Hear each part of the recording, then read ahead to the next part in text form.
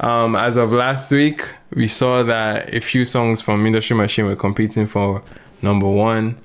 I think Big Time, I think Industry Machine itself, and I think Groovin'. I'm not sure, but that was from last week. Correct me if I'm wrong, Dante. From last week's top 10, I think it was. I don't know. It was Groovin' and Industry Machine. Groovin' and Industry Machine, but I think Rema was also challenging as well. Yes, it was Groovin'. No, Groovin' was number. So it's number. Yeah, so I just opened it. Either 12 or 14, and Groovin' was 14. Yeah, it was 14, and it was one of the ones that was going to probably make the top 10. And Industry Machine more likely was also competing, and then there was the Rema. Is it Rema? Yes, Rema's Fun. Rema's Fun was competing. Yeah, so, and then the last song that's also competing for number one is Adekunle Gold's. Many people. It wasn't.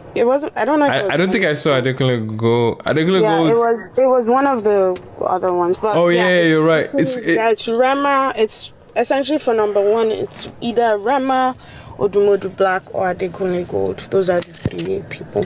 Okay, so Adekunle Gold's Only God Can Save Me with Davido was challenging for a top 10 peak on this week's chart. Not necessarily number one. But the number ones I just checked again and clarified. The songs were Big Time, Industry Machine, and Rema's Fun that are competing for number one this week. So it'll be interesting to see.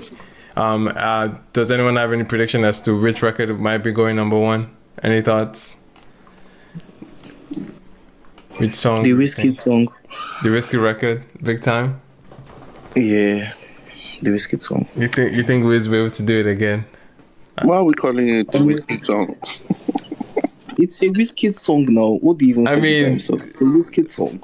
It's a Whiskey song, but in this context, it makes sense. Yeah. He said it was a Whiskey song for his album that he didn't use, and he gave it to OD. That's all it is. Thank you very much. Yes.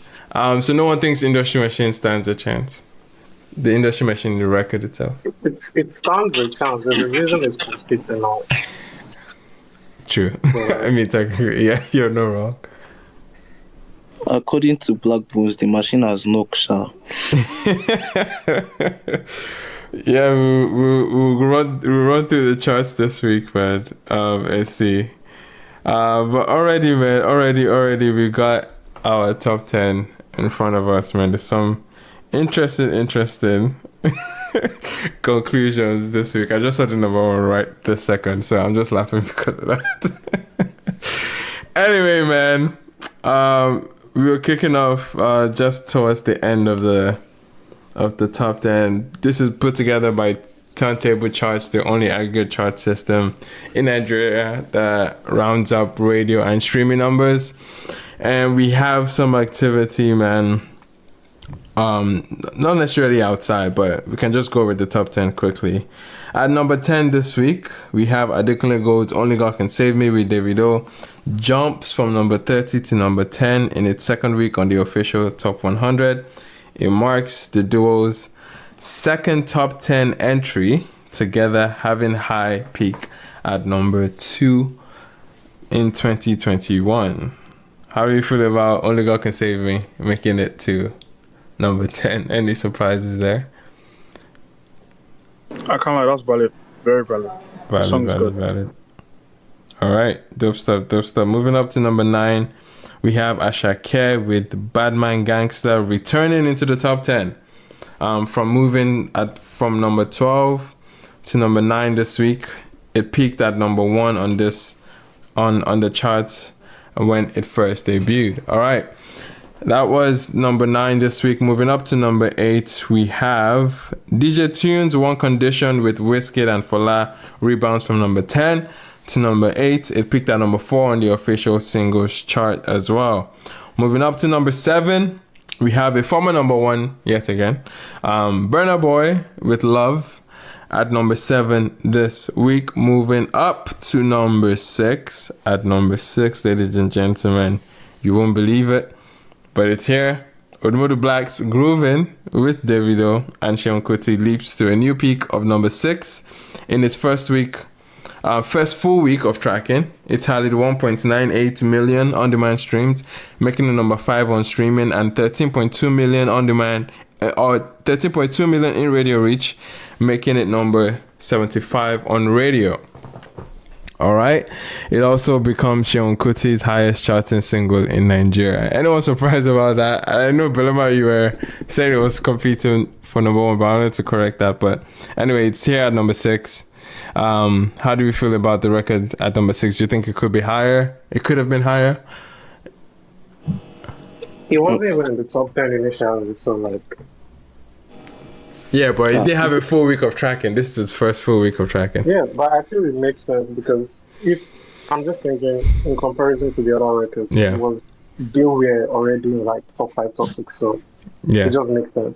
Yeah. But to be fair, it was only like Big Time that was up there. Industry Machine dropped like 2 weeks before the actual album. To be fair.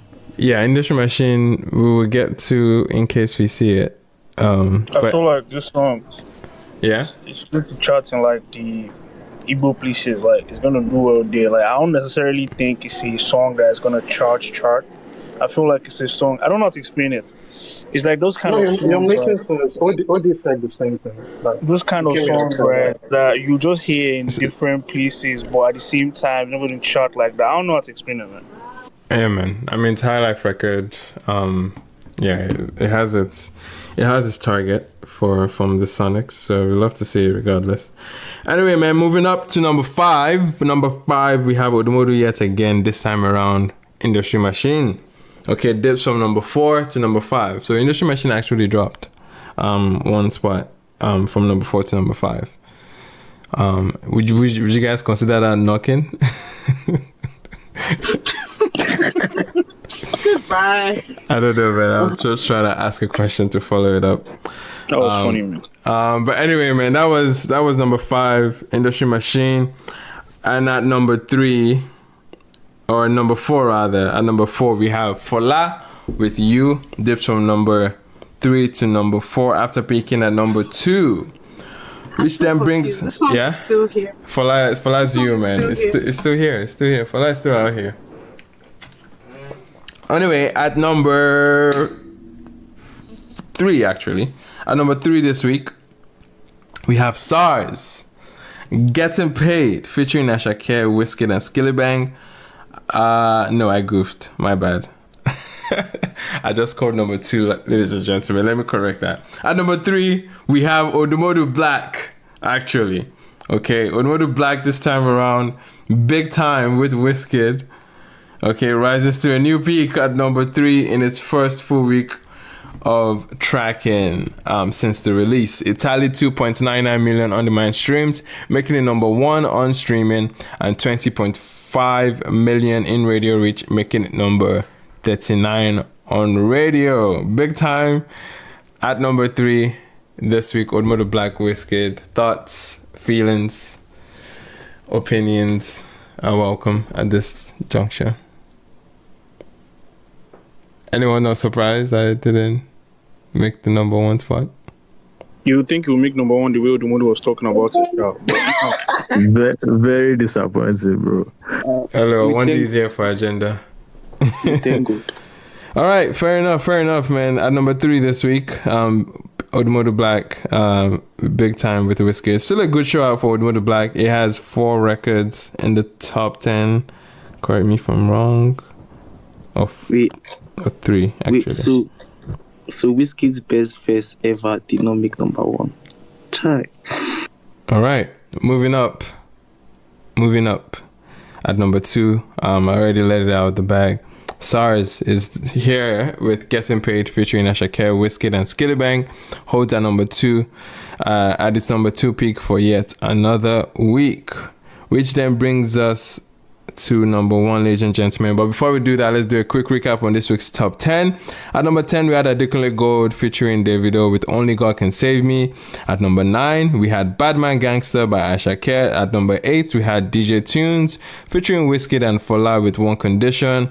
At number 7, we had Love by Burna Boy. At number 6, we had Groovin' by Odumodublvck featuring Davido and Sean Kuti. At number 5, we had Industry Machine by Odumodublvck. At number 4, we had You by Fola.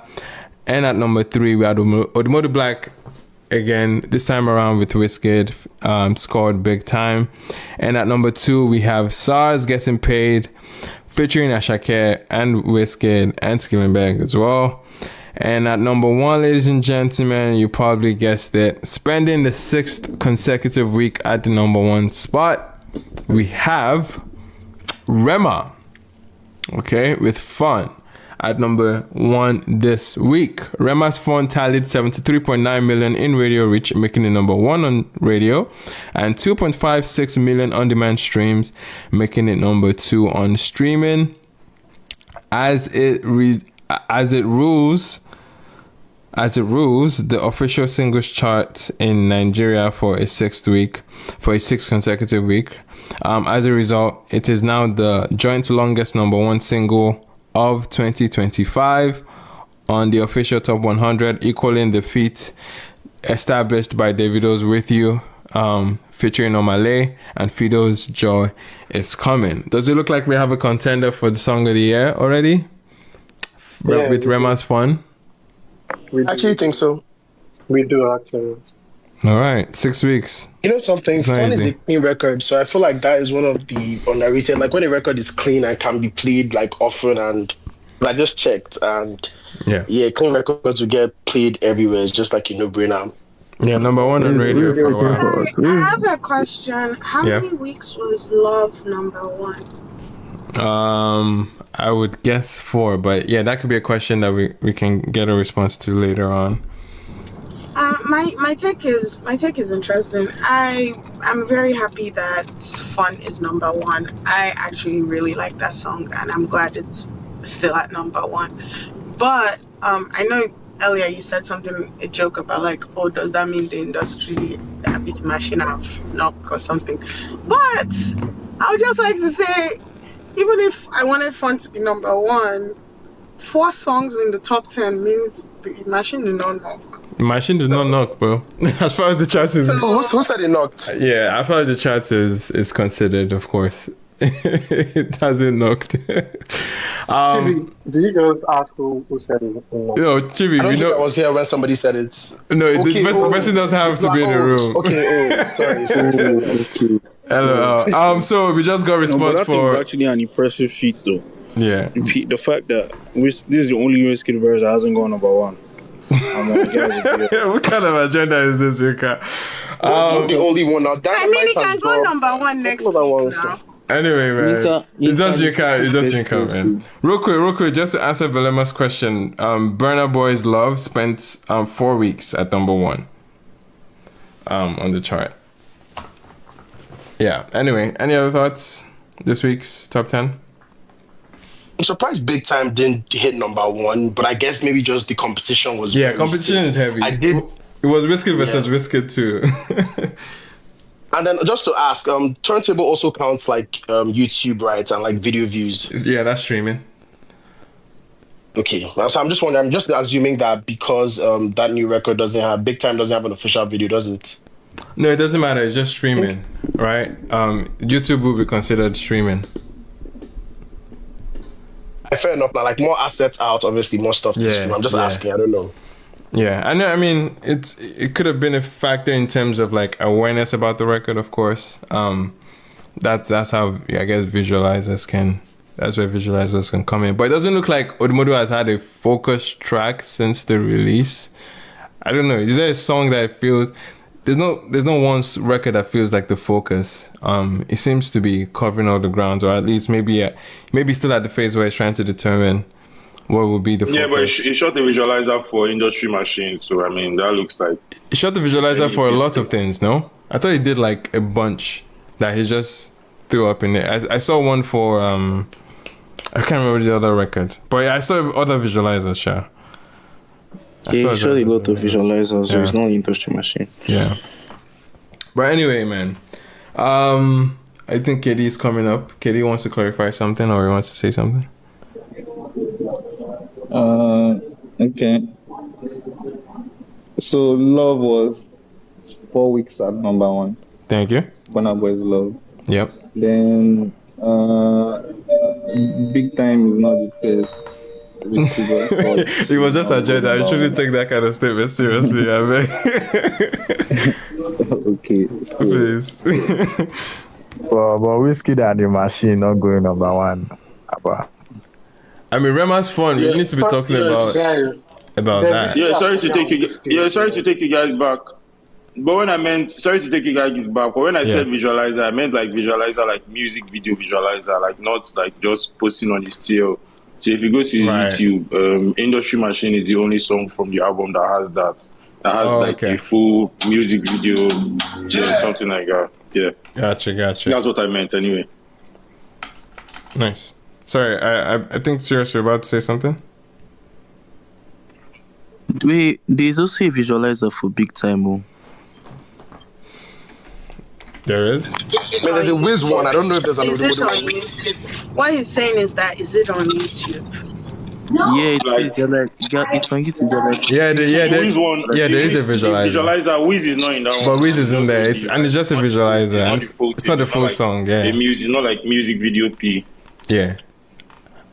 But I think it's too safe to say that he hasn't leaned into a song yet. Right? I don't get the sense that they have leaned. Industry Machine for sure. Industry Machine for sure. The album as well. Yeah, I think it's more broadly as for the album in terms of where the marketing focus is right now.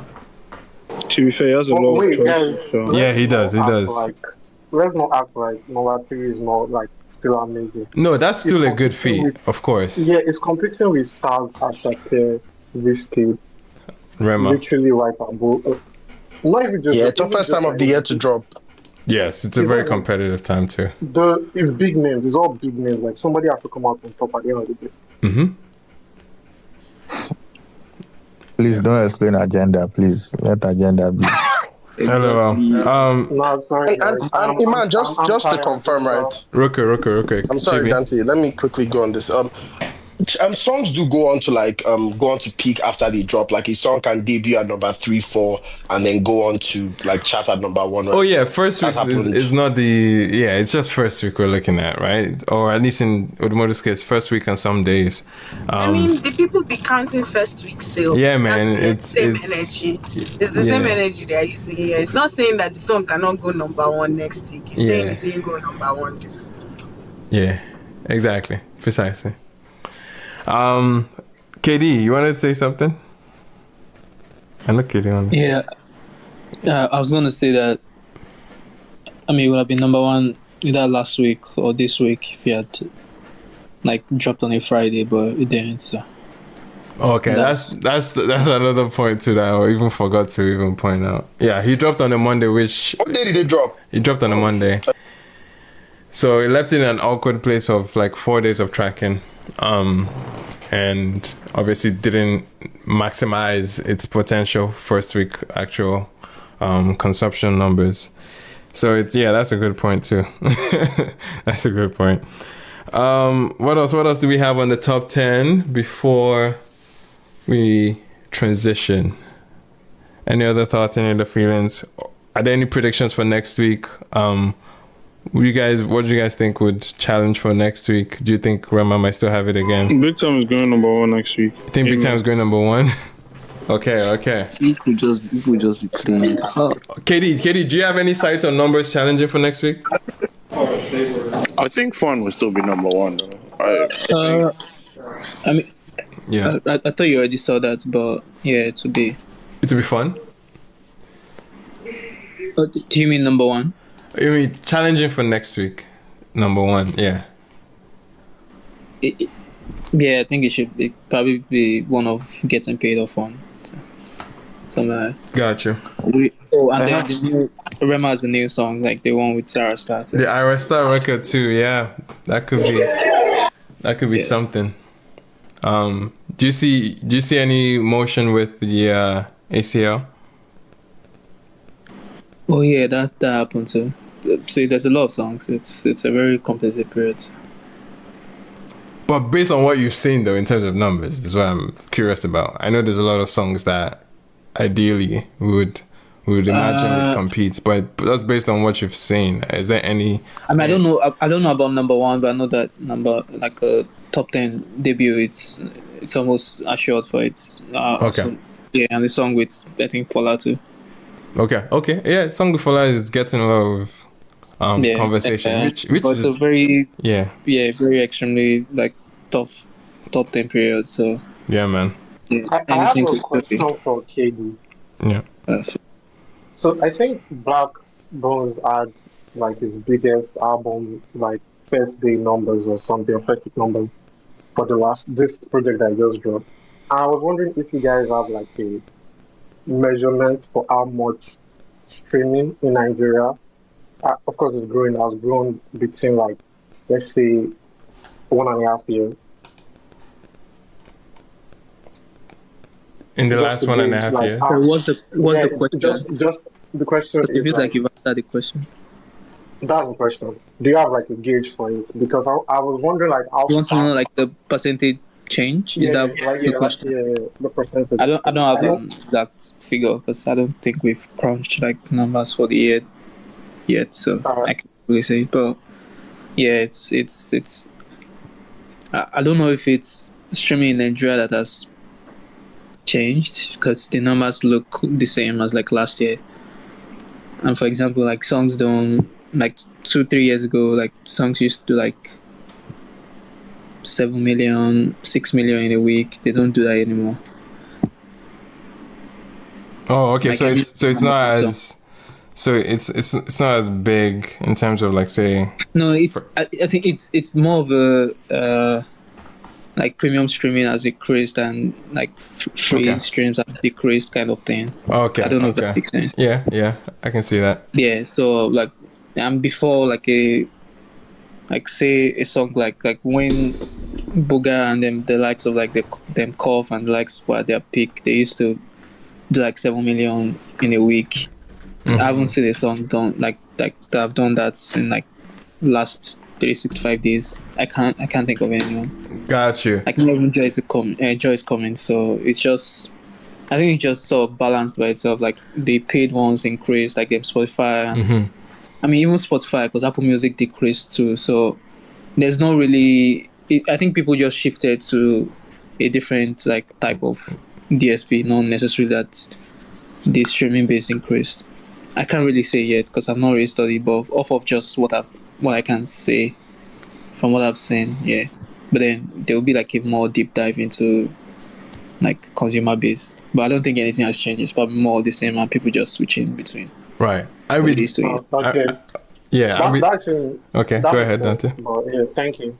Yeah, I mean, what Katie just said even further triggered a thought that we've had the conversation before, but does this mean that the degree of what you would consider a hit, right, has kind of lowered in some sense? Like it's like the scene has kind of been flattened in some way, whereas a hit, the peak of a hit is not as high as the peak of a hit, say 3-4 years ago, right? Is that fair to say?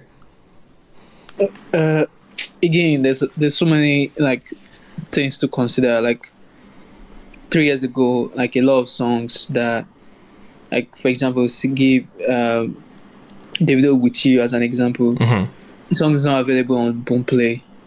Right. And if this was 3 years ago, it would have been available on Boomplay and it would have contributed to the numbers. And then a song like Joy is Coming that was available on Boomplay, if it was 3 years ago, it would have enjoyed more streams compared to now. Right. Like what it's getting, because I mean I think sort of like the user base has reduced. Okay. And then there's also like so many records are getting like very like good amount of streams rather than just one song getting it. Like this week there's a bunch of songs, like over 25 songs getting 1 million streams, which maybe like 3 years ago might not be the same. So I think it's more of a better spread now. Yeah, that's what I mean. Yeah. If that makes sense. So it's just something like that. That makes sense. But then it's also hard to use because I feel like there's been more releases like in the last, especially with albums, and yeah. I mean everybody gets to like share between like a pie, so it's not like it's not anything with change. But I guess at the end of the year there will be more like study into that. Now I'm just looking off of what I've seen, like literally what I can look at now and what I can think about. Or maybe I'm not even in the best position to be saying things like this because I haven't really like sat down with numbers for the last 365 days to be making gotcha. calls. So, yeah. Gotcha. Anyway, Ben, what happened to Boomplay actually? Like I don't know, like a lot of things. Yeah. And then there's the case where artists also make their songs like a lot of artists make their songs premium on Audiomack now, which also reduces their streams too. So like a lot of things have changed like in the last like that contributes to what the final results will look like. Yeah. And then the whole issue with like Apple Music losing like subscriber because of like the whole payment issue, and then people pivoting to Spotify, but then Apple Music weighs more than Spotify. So it's there's so much that goes into like before you can a lot of factors, exactly say that. So songs don't have much like peaks again and like that. For example, radio peak has increased like in the last 365 days. That I can say. Okay. Like a lot of songs have been getting like beyond like 100 million like in reach. Okay. Which 3 years ago they wouldn't get. Now that one I can say because you can't see the difference and much hasn't really changed. It just means that there's been, although what you can also say is that we've just been able to capture more radio now than 3 years ago. So it might not even be a case of... It might not be a clean case of there's a stronger hold. Yeah. Yes. Yeah. It's just that there's more data readily available. That's it. True. All right. Good to know, man. Good to know all that. I think it's always nice to hear how the data reflects some of our suspicions or theories that we might have about music and how we consume it. So it's nice to see, man. Appreciate it. Turntable Charts for putting together numbers week in, week out, man. We can dive into some new music action real quick before we dive into Blaqbonez. Rema linked up with Ayra on a song called Who's That Girl? What are our initial thoughts, feelings to the record? Fire jam. All right. Very fire jam. I love it. Although this romantic relationship people are trying to push on me, I'm not buying it. Oh, you just think? You feel it's a marketing stunt? Is that what you're saying? Who said it's romantic though? Who told you people it's romantic? What do you mean? Who said? Should I send you what? Chibi said who said? Boy and girls hold each other. Let me show you what. No, but hold each other. It's not that. I don't know, man. I see them as brother and sister too much to even I'm see just here to tell people that my God does not flop, neither does he wear flip flop. I came at the perfect time to come and talk about Ayra and Rema. Hallelujah. And please, that's homeboy and homegirl. Can't homeboy and homegirl hold each other? Now, wow. So you know what's so funny is that the video I'm even talking about is not the one where they're in the club. I'll pin it to the top. They not just just did one. What will you call this now? Carousel of 4 different videos of Rema and Ayra. I mean, they did some very funny stuff on that Global Citizen stage, but I mean, besides and that, then I was just my favorite part was one of the videos is from the Global Citizen thing. Is the one where he's calling her baby. I said, I said you be no, please. I cracked up when was it called? The Maven's page posted. What was that freaking caption? I said, please, that's a brother and sister. That's a brother and sister that you're talking about there. What's going on? They were just saying a lot of things that were confusing me. But as far as the song goes, 10 over 10 jam. I know some people were saying they don't like it. Me, I personally like it. I love it. I love it very much. All right. But yeah. Let me speak on the record itself. Okay, Balama, no, go ahead. I'm not. Okay, try it. I thought you were done now. You were I'm basically... not done. God forbid a woman takes a breath. At the beginning of the song, it was very interesting because it started very much in that vibe that you people used to say that Rema is always an Indian vibe. I was giving very much that. As far as Ayra's verse and flow goes, the first part of when Ayra comes in, it seems very just basic, I think is the word I would use. It's not life-changing. But the more the song goes along, the more her portion hits harder. Obviously, Rema ate the song fully. When he goes into the breath work where he essentially just gives us rapper full extraordinaire. Yeah. It was like, I know everybody has been talking Tunechi. I love it for him. One of my favorite lines in the song is when he's talking about black power puff girl, let me be the villain, let me be a prisoner since you're standing for. I said, oh Gami, I love it for the both of you. I want this song to do very, very well. I need this song to be everywhere. I need this song to just be all over the place. Like that second part where Ayra starts going and then she's talking about like Kensara Wiwa, she does all the rhymes, she does all the different things. Love it. I do love a Star and Bat collab. I just need them to stop this love story they're trying to sell everybody because I'm not buying it. They should leave us alone. Now I'm done. All right. Fair enough. Chibi, what are your thoughts? So I'm more leaning towards the side of like in the middle, right? It's not a bad record, but it's not an amazing record. And obviously, I think maybe because of the expectations, obviously I'm listening to a Rema and Ayra record and you would have like very high expectations. Yeah. So I wouldn't put that record like up there, like in terms of where it hit my first expectations, but listening to it, it kind of grows in on you, like what Belaba was saying, the end of the song, like Ayra's second verse is hard, like she's going hard. Rema that third verse as well. Yeah. Yes, that third verse had like her second verse, but I think the third verse. Yeah, but the third verse, yeah.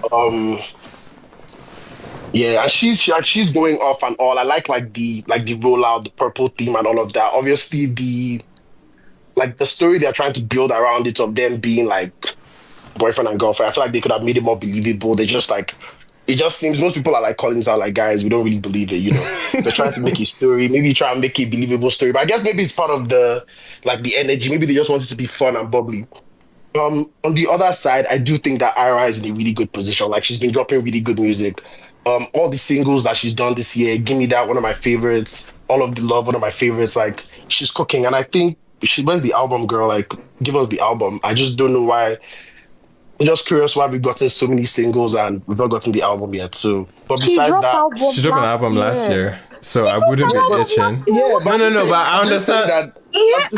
But Chibi, I'm just saying that this year. No, go ahead. Yeah, I'm just saying that this year with the single, like she's gone on 4 or 5 singles, like in a run, and obviously, like there's a lot of quality music that you have. Like if you're a great artist, give us the album. Like people, obviously, I get the point of just dropping singles, which is like textbook. But if you're an album artist and you have the material, do it, you know? That's what I think. Can't lie. This is the same I completely thing Rihanna. Sorry. This is the same thing they said to Rihanna. Every year she drop album until she says she don't do it again. Now she don't do for 10 years. See? It's well. Sometimes just drop single and let it eat. Just sometimes give us a little appetizer. We don't need album every year. After people come and complain, oh my god, music fatigue, music saturation. I'm an album artist, right? I want to say something. Ayra is the kind of person that gave us her debut and the year I turned 21. Those are projects I actually like.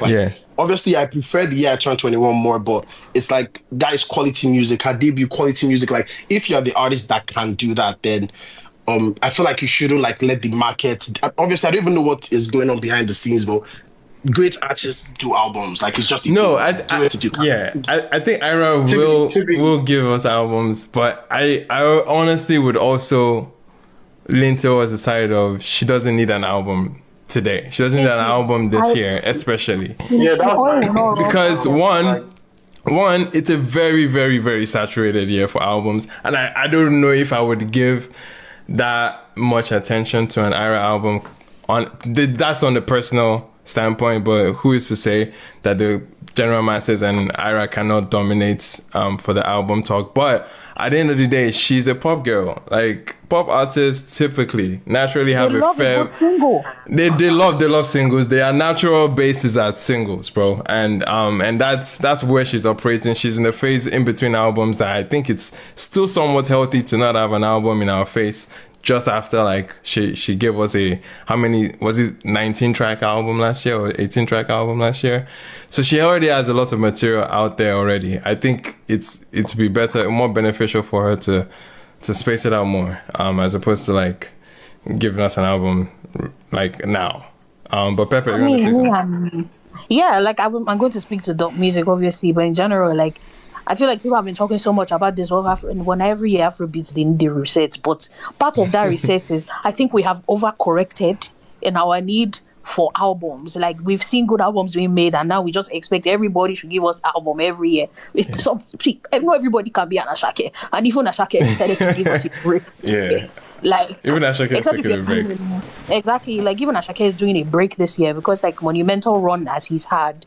Like, these artists are still artists. They still have to experience life enough to want to give you anything that is important. Like, what does she want to come and say now after the year that I turned 21? Yeah, and I think the next number for her is 2023. Yeah, I was going to say, come and tell us about her year. Yeah, so I think the next album for her is 23 from what I'm That's feeling, what I'm saying. right? Like, yeah, let's give her. So yeah, it needs to be. So what's going to happen to the year that she turned 22? Yeah, the year that she turned 22, she was dropping singles, bro. Ayra Starr. But she has to tell us the form of an album, man. 23 is symbolic. She can be our Nigerian Adele. Wow. Yeah, she is our Nigerian Adele. She can't just keep 22 like that. 22 is for her. Make she's allowed. She's allowed. What did I do? You know, you guys just made the point about the years 23, 21. 19, 21. Yeah. 20, 25, and 30. That's what I dealt with. So you people because like but this is Ayra Starr, not Adele. Well, the way you were talking about her and her age is as if you people want her to be Adele.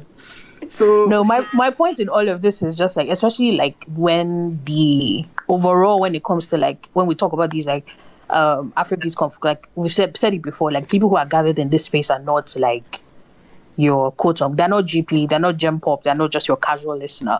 So there's a certain standard that's kind of been set in our minds for what we think a good album looks like. So if she comes to come and give you an album every year and every year it does no bang, like it takes time to figure out sound, to figure out what you even want to say on the album, to create a theme around the album. Like that takes time. There's no rush. If she wants to give us next year, if I 2 years from now, I'm okay. Yeah, honestly, everybody album. I beg. Sometimes let's chop good singles, and right now she's giving us fantastic singles. I also put it to you people that Who's That Girl is actually a great track. I don't know what that Chibike guy is saying. He said he's not great, but he's great actually. Quite great. I don't know. Free Chibi, man. I like it. Yes, because the first thing I noticed about every single person who I've heard that said they did not love the song, the one thing they all have in common is that they are men.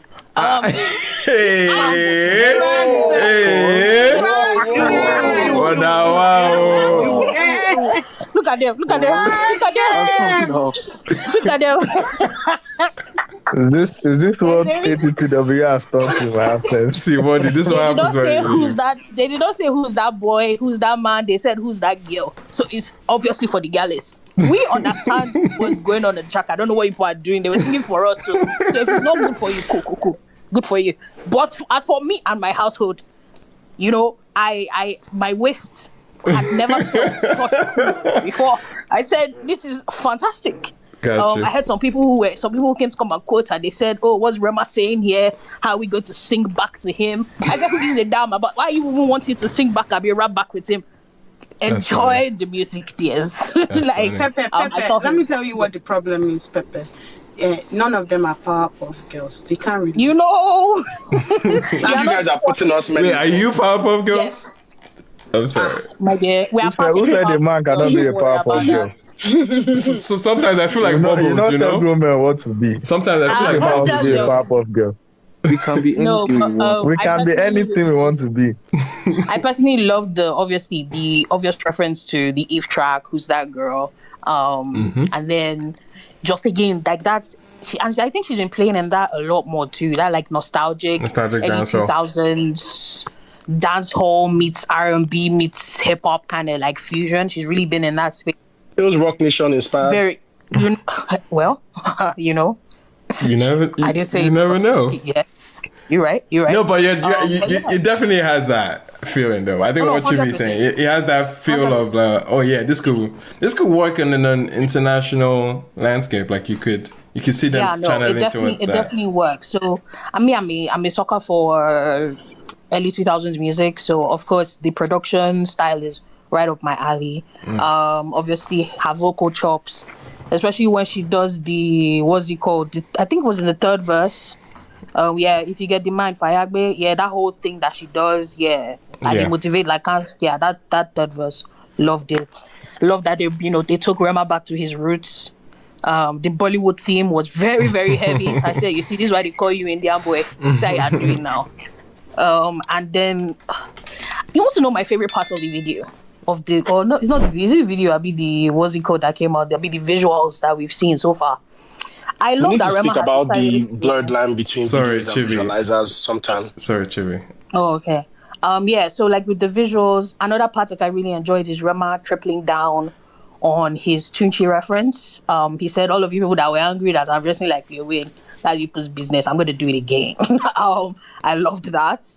But and his verse, obviously, like it's Rema, man. Like I don't think I've ever heard a Rema verse and be like, oh, that was awful. Like his pen is really good. Hey. What's up, Wendy? Please, a Rema verse and say it's not been awful. Come on, man. Okay.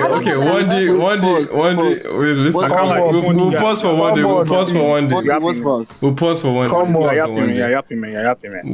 one day. Don't worry. Pepe, are you I don't know that I've heard a awful Rema verse. Thank you. I have. Oh, go on. Okay, but one day, don't let your alliance be. Okay. So overall, I really like the song. I think that's practically all I listened to, like all of Friday. So, for me, it's a jam in my book. But nice. Wendy, did you want to share your thoughts or where you were feeling? No, I mean, your chest, Wendy. Yeah, man. She can have her opinion, but saying she has never heard the Rema verse and go, oh, that's awful. I mean, I do not agree with that. No, but give an example. Want to say one song? Just give an example though. Like one song. Scared, man. What did you say? Give an example. Give us one song that you have heard the awful Rema verse. Just one. I don't know why you guys are. Of course you don't know. You don't know. I'm saying I don't know why you guys are coming for me like this. She said she has never heard an awful Rema verse, and I say I disagree with it. You're trying to ask me ABCD. No, but that would mean you have heard an awful Rema verse. Yeah, like if you said you've heard an awful Rema verse. Can I be honest with you people? What is happening here is a case of don't rationalize agenda. Yeah, we should. Yeah, that's the thing, man. That's what I'm saying. Let's not. I think his agenda. I'm saying let's not be engaging. Sometimes let's not be engaging. So you have said you have a awful Rema verse. I have said the awful Rema verse he cannot give you. So no, what that means? No, there are too many to stand listening. I also say one now. If you cannot say no, but there's just too much coming to my head right now. No, to be fair, agenda. It says too much. It says too much, man. Anyway, man, we've entertained too much. What he did 2 songs ago is still there. You're telling me to say one like I have to go all the way back, please. Oh, Kelebu. I don't even remember. Oh, Kelebu. You don't even remember? You called Kelebu. Because 2 songs ago was that Kelebu? It had to be Kelebu, right? Okay. Never mind. It's not. Another thing that was 2 songs ago. It's Kelebu now. Wait, what is 2 songs ago? No, I don't think it's Kelebu, but that's just. It's Kelebu now. He has to be Killable now. One day, were you referring to Killable? I'm Yeah, glad because Killable dropped, then Fun dropped, and then this Who's That Girl? So it has to be Killable. Well, Yeah, it is Killable. Okay. Anyway, sorry. Another thing that I was going to mention, because I know Fuzi what was that wants to say interaction, something man? as well. Fuzi wants to say something as well, but another thing I was going to mention is that the marketing has been, today I saw YouTube. I saw X has a music page, and the music page tweeted. It shocked me. Who has a music page? Music page tweeted the. Sorry, who? Wait, and sorry. Back up. Who has a music page? X. Like this app. Like the app has a music page. Yeah, just tagged music. That's what it's called. It's just music, and I'll post what they posted a couple hours ago. Oh, X music. Gotcha. I said, wow. Since when did X have music page? It's been a while, but my dear, marketing have been what's it called, promo have been I don't be paying attention to these things. Like it's one of those things that exists, but you don't actually pay attention long enough. It's like when the whole iTunes thing happened with Taylor Swift. People that have not tweeted in 5 years or maybe 7 years started tweeting Taylor Swift album. So that's the same energy it was giving. And so I was like, interesting. Interesting. Wow, there's actually a music page. Wow. Yeah, I just pinned it to the top, but they posted like the Ayra Starr drops new single, Who's That Girl, featuring Rema. And I was like, this is serious something. This is very serious. Anyway, I love the marketing. I just need them to remove the romantic part of it. The romantic part. It was too obvious. Of course they had to. It's too artists that. The problem is that it's too obvious. What's wrong with being friends? No, but almost. Why can't you people be friends? 99% of the time, a male and a female artist link up. It's typically that angle. Somebody on Twitter said. Somebody on this app said. Try again. Whiskey and Tiwa did more. And I said. I know. That's so funny, actually. No, because at first I actually in love now. Yeah, they were actually dating. Fair, I actually thought that I wasn't seeing the romantic, I guess, market push that people were seeing up until the Maven page now posted. I know what was it called? Need a break to process how cute so they are. No, but they're always cute. Okay. Can't two friends be cute? Can't two friends be cute? No, they are very cute, but it was just like, okay, this is very much like, can't they just be homeboy and homegirl just decided to make a song together? Why do we have to make this romantic? Just a homeboy and a homegirl decided to come to make music. The song has a concept. They try to relay it in terms of how they're marketing it, so can't fault them. Congrats to all involved. And you know what? Fair. After all, he called that baby on Global Citizen stage, so nothing will shock me anymore. People should try listen to Who's That Girl today. That's the point. I just feel it's one of those records that will suffer the fate of it ultimately serves no master. Like it attempts to serve everybody and ultimately it serves no one in particular. So I don't know what the agenda would be to drive it all the way through, but two superstars in their own right and leaders of this generation come together and make good music. I think that's enough. I just feel the way the music is, they started the song with this Indian sound. It's okay, I'm trying to tap into the Indian market, then the dancehall element, and then the R&B element, and then at the end she tries to Nigerialize it so that the Nigerians don't feel left out. You get it's there's so many parts to please everybody, and I just feel like it might not end up serving anyone in specific, and I don't know how far that can go. And I guess it's just part of the whole conversation of when music now just feels like there's a need to expand instead of just making the art. That's what I feel like this record is, but it's still a great record because at the end of the day, it's two artists that no matter how engineered they come off, it's still great music, right? They can't make bad music, so that's not even the conversation. It's just I wonder what it will serve for both of them on a larger scale. I still think Ayra's biggest best moment this year was still Hot Body. The Hot Body, right? So I don't know, even though there's a Rema factor here, because even the Rema verse is interesting. It's the scale there is great, but it's also not that utility. Do you understand? So it's like, there's always these trade-offs with these things, and I don't know. I just feel like, this one of those ones that it doesn't. I don't know how far I can go for them. I feel like just be one that sticks in their catalog as good music and on Ayra's album and decent numbers. But then again, this is where the whole what does the sonic space need? Is this what you want from? Because from both of them, that even Ayra's recent directions recently seemed a little bit all over the place. But in general, great music. So yeah. All right. Any other thoughts on the record before we get into Moliy and Tyla? I guess we can transition then to Moliy. After fighting or tearing Zeno's shirts on the TL, she went up and did the final dunking with the Tyla feature.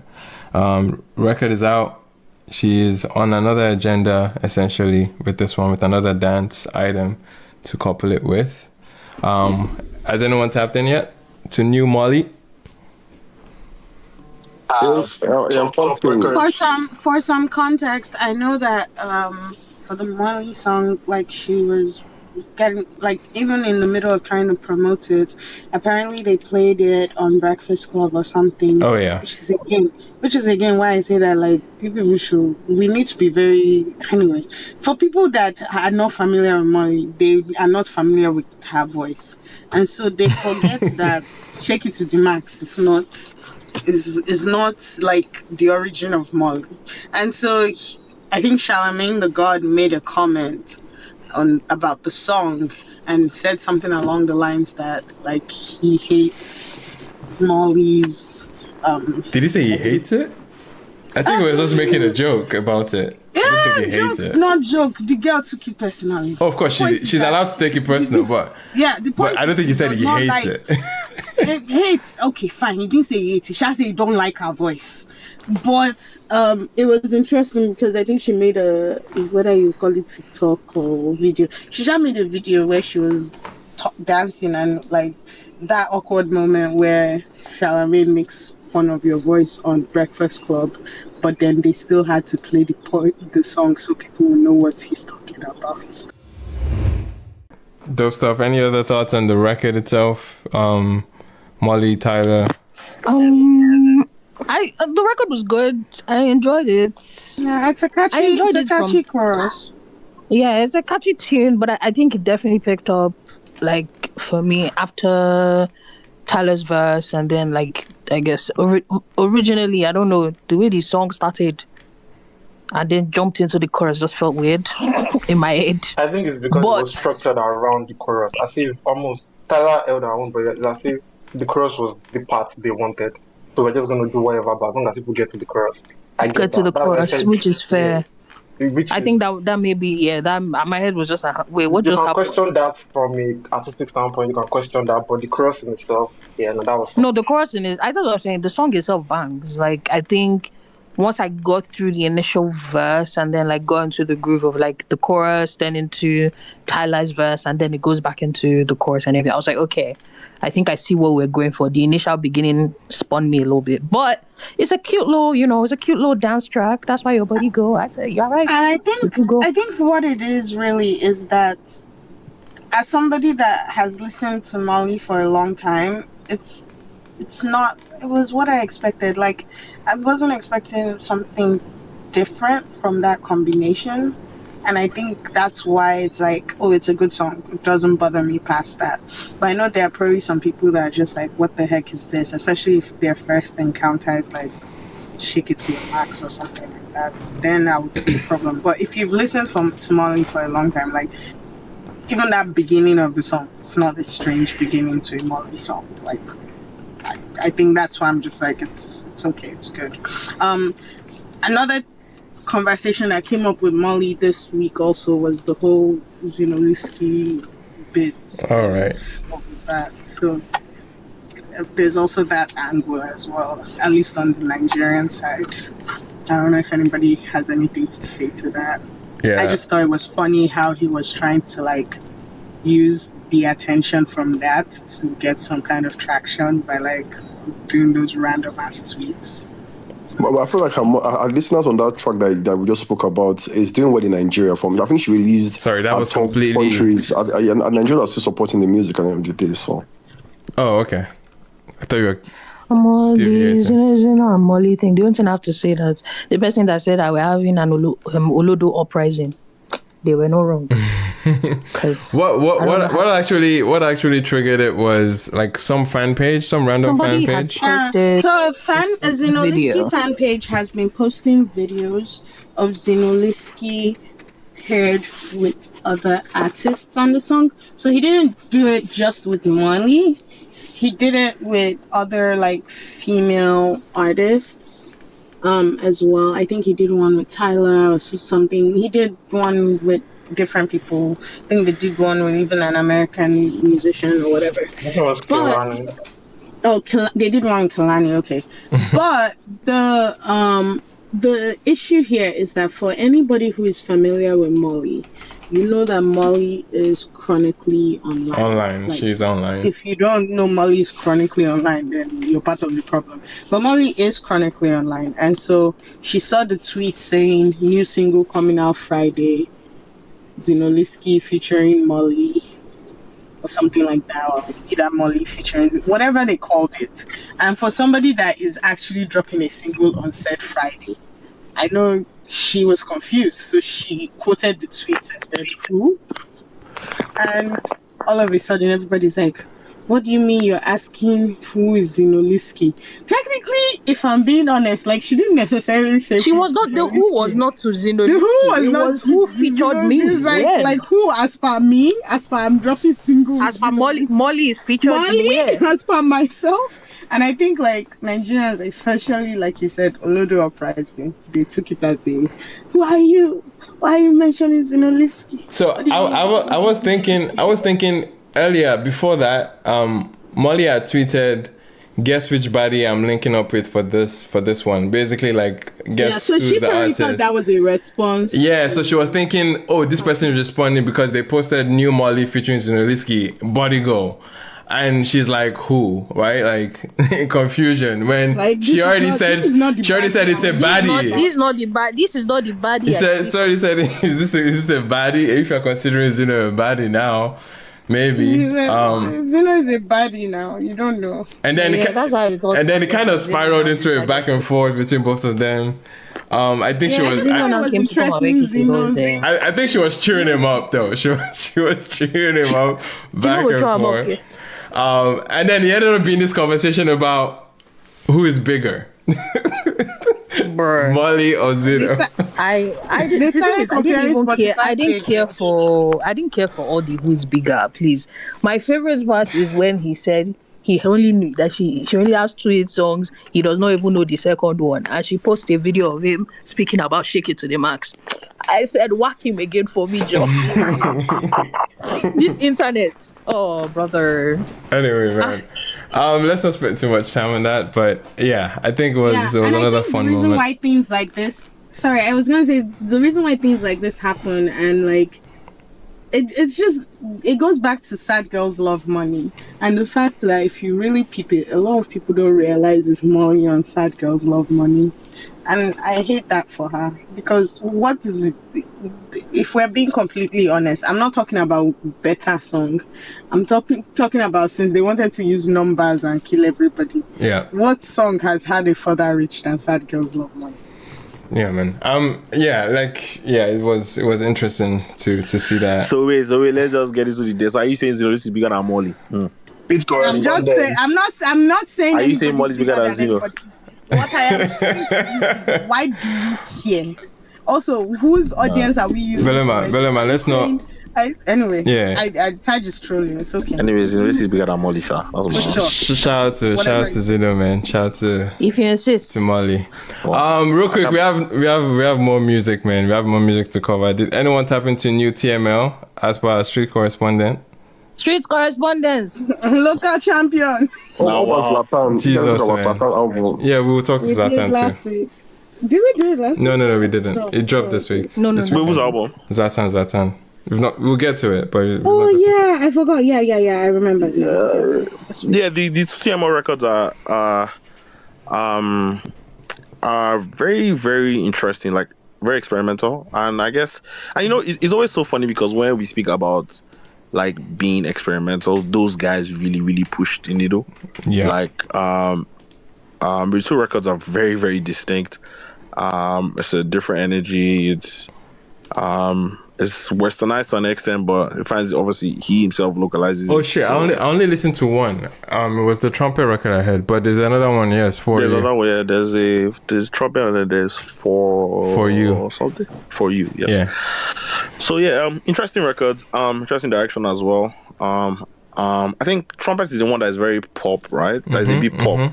It has a bit more like some drums there. That's the Omar produced record, I believe. Nice. So I just think he's just testing the water.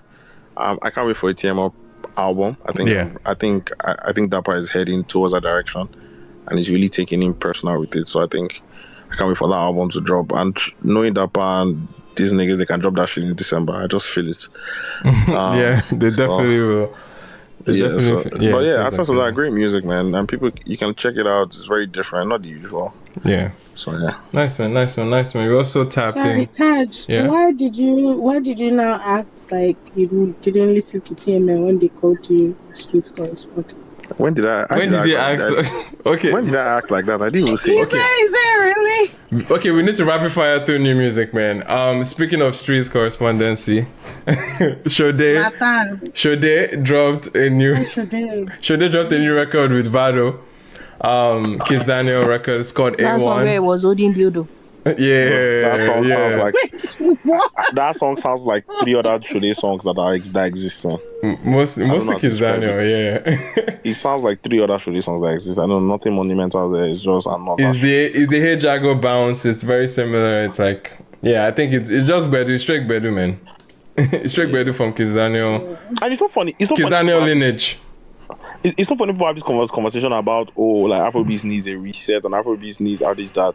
Like, there's a lot of artists that don't do anything. Like, that just give you straight. They give you straight like Afrobeats to it's red. You people don't listen to those ones. It's elementary form. About Iraq making hot body and other people making other for it. Like, there's literally guys that just uphold. That's what I've been saying, man. Of Afrobeats. Can I say something about this Afrobeat mission reset? I don't know. It's the most. Okay, be nice. People be nice. We actually know what they mean because somebody said that, and I've seen people go in 3 different directions that kind of. So if the question is like, what is the reset? Like, because the reset is you're going back to something. So where exactly do you want to go to? And people have all these takes. I'm like, is that what they mean? So whoever said it first this year, because I know they say it every year. Whoever said it first this year, we need to ask that person what exactly is their POV. And what they mean by reset, so we know exactly what we're trying. Because it's such an open. I think, it's just they just want what they want. See, let me take a breakdown for you, layman. What they want is for Wizkid, Burna Boy. They want them to connect, to just make music for Nigerians. They want them to like. It's the most. They just want the big acts to make local stuff, to make his Daniel records. Thank you for saying basically. that. That's what you want. Because you cannot tell me that there's not an industry of niggas that are already making it. That's and what's it called? That's an abolish albums, make it singles markets again. Make albums. If you can make singles, make singles. They just want to go back to the time when Bado, Wiz, Davido were shooting Bedu. That's just what people want. And it's specifically those ones though, because you cannot tell me that there's not a plethora of artists that make bedroom music in Nigeria. Like, there's a lot. Because when you start complaining about the type of records that come out, it's kind of like the people you're talking about, okay, you've not had a hit, right? Let's say there's 6 months space and they've not had a hit record, quote unquote. But within those 6 months, it's just the only like consistent thing is that Wizkid, Davido, Burna have not dropped. Right? That's the point. Like the big names have not dropped. So now, and the big names have like such a large impact. Now you have issues with everybody. Like Burna Boy dropped too. No, it's an hypothetical. He's giving a hypothetical statement. GB, what's the problem? No. Agenda do usually stay. But you get my point. I'm just gonna. Yeah. Go ahead. No, I was gonna say that there's that, and then there's the execs who just feel like, you know what, like music is too super calculated. We need niggas that just make dance music, which is why people really love the Marvels, people like the ODs, and they just feel, but once again, it's the need for the whole industry to do that. Like, why does the whole industry need to do that? Like, are we going to go and get Shewana to be singing Shadi Bobby? Like, there's people that will just play their role. And Wiz has opted out of the role of making music for the clubs in general. He wants to make other things. Like, Burna has also opted out of that. Like, it's like Adekunle Gold now is doing a lot of other cool things. Like, everybody has their role that they want to play. We cannot force everybody to play the same role. If you're looking for Gbedu, people should Shoday, don't worry. Shoday there for you in multitude. Yes, it's not for you. Bro, the same dynamic we're saying, it's happening for the youngins. The youngins are giving us Gbedu. They're giving us the standard things that you would love for your OGs to be doing. At the same time, you have youngins that come in here and like finding insane bounces and being able to so a lot of way like just drop something refreshing, and it's going, that dynamic is going to exist every generation. It's going to happen. It's going to exist every time we. There'll be the straight Gbedu guys, there'll be the rappers, there'll be the soulful ones. Everybody has a role, man. Everybody's gonna play everybody's gonna play their role, man. Play your part. Everybody's gonna play their part. The industry is growing, the sonic space is widening, like it's fine, like, and it's so wide that has to play the same P. That there's something for everybody too. Like, it's out there. It doesn't have to be. Like, it doesn't have to be a thing where everybody has to. If anything, maybe the only thing that this industry was lacking was people like them Shewa. And there's in the last year I've met like 3. Bro, there's there's more people like Shewa too. There's more like Lodu. There's Shewa. There's Giovanni. There's Ojure, like there's that guy. I saw that follows Ojure to be honest. Ojure is sick. In fact, they don't know the way I'm getting Joyce all along, like this. Bro, why are you gatekeeping Danny guys? No, it's business reasons. It's business reasons. Because I don't speak to you. No, Ojure is sick. Yeah, like there's those guys. Just like go to all their Spotify, right, and look at their fans, like similar artists. You see all of them lined up there. These are people that are playing a whole different world. I'm sure some people on this space are just hearing those names for the first time. Once again, Tegaitan doing the story, bro, man. Sorry, industry will do better. Sorry. Yes, please do better, Pepe. Definitely do better. You know, Pepe, that one is sexy R&B music. If that's where she wants to die. My dear, I've been here. I'm waiting for Lobby to drop album. Please, where there is R&B, there I will be. So like, if you're looking for like folk, looking for stuff that sound like maybe old Brimo, Asha, Omar, go listen to Lodu, listen to Shewa, listen to Ojure is ridiculous. Ojure and he has such a distinct voice too. A distinct voice. Like I like that guy. Mind you, all these people, they all sing, write, produce. Like, they don't, like, this is like the real science of music as per G sharp, F sharp. That's what they're making. They build it from scratch. They drum every drum. They play every keys. Bro, there's people like that. So there's going to be everybody that plays their role. Yeah, man. Not force everybody to go and now there's house scene. People are making Afro house. There's the DJs, there's the Kevin Norton, there's the Damis, there's the famous. There's that DJ Toby guy. There's people like just tap into where you want to tap in. And do you know like the benefits of this, like the extra layer on this is that we can start talking more about like breaking an artist and the concept of this is the audience for this artist. Because I don't really see people talk about that. That's in this country. I think maybe they do behind closed doors. Yeah, I think all these names that we're mentioning, right? Granted, I'm not surprised many people haven't come across or don't know about them, and it goes back to what I feel is the ideal scenario for any music landscape is that everybody can coexist in their own niches and they can be able to eat. Not everybody has to depend on mainstream awareness in order to be considered like proper artists in a lot of ways. And that's the thing, the focal point of investment will be into what has been working commercially. So that's why you don't get to see everyone blazing or making noise about Shewa or Jurere. Like, it's not going to be that situation. But in an ideal scenario is if there's enough bread for everybody to get investments, like, then yes, I think that's the ultimate goal, man. That's the ultimate goal. I think that there will be people that will take those bets. Yeah, they need to be more people to take those bets. It will just be like on different scales, but people I know, like some of these people, all these people I'm speaking about, done meetings with them, people are actually trying to invest money in that because once again, their lane is even empty. Yeah, like, it's wide open. It's wide open. On these guys, right? So once again, as much as there's the Odumodublvck, there's the Zlevitans, right? There's like there's the Egertons, and then there's like the people that just serve you your gbedu that are there. So where are we resetting to really? Like everything still exists. This industry has not necessarily changed. Everything like back in the days, there was the Banky W's and there was the Durella and there was the Rugged Man and there was there was Terry G and then there was Brimo and then there was Asha. Like it's still the same. Bro, you can have Pray For Me on the radio and Alamudi on the radio at the same time. Like the Diaries record. Yeah, like as long as you're localizing your shit, the people can relate to your shit. And that's one thing all these guys are doing. They are all localizing this stuff. See how everything has localized trap and this thing. Like see how they've owned it. Like, bro, Yeah, man. I don't know. I don't think last the economy of Nigeria is affecting everything. Yeah, that's exactly what that's the bigger conversation. That's exactly someone like Johnny. Maybe that's the research we should be talking about. The economy, bro. Reset the economy. That's exactly what. Economy, dear. All right, real quick. We need to move to more music, man. But yes, that's the closing point.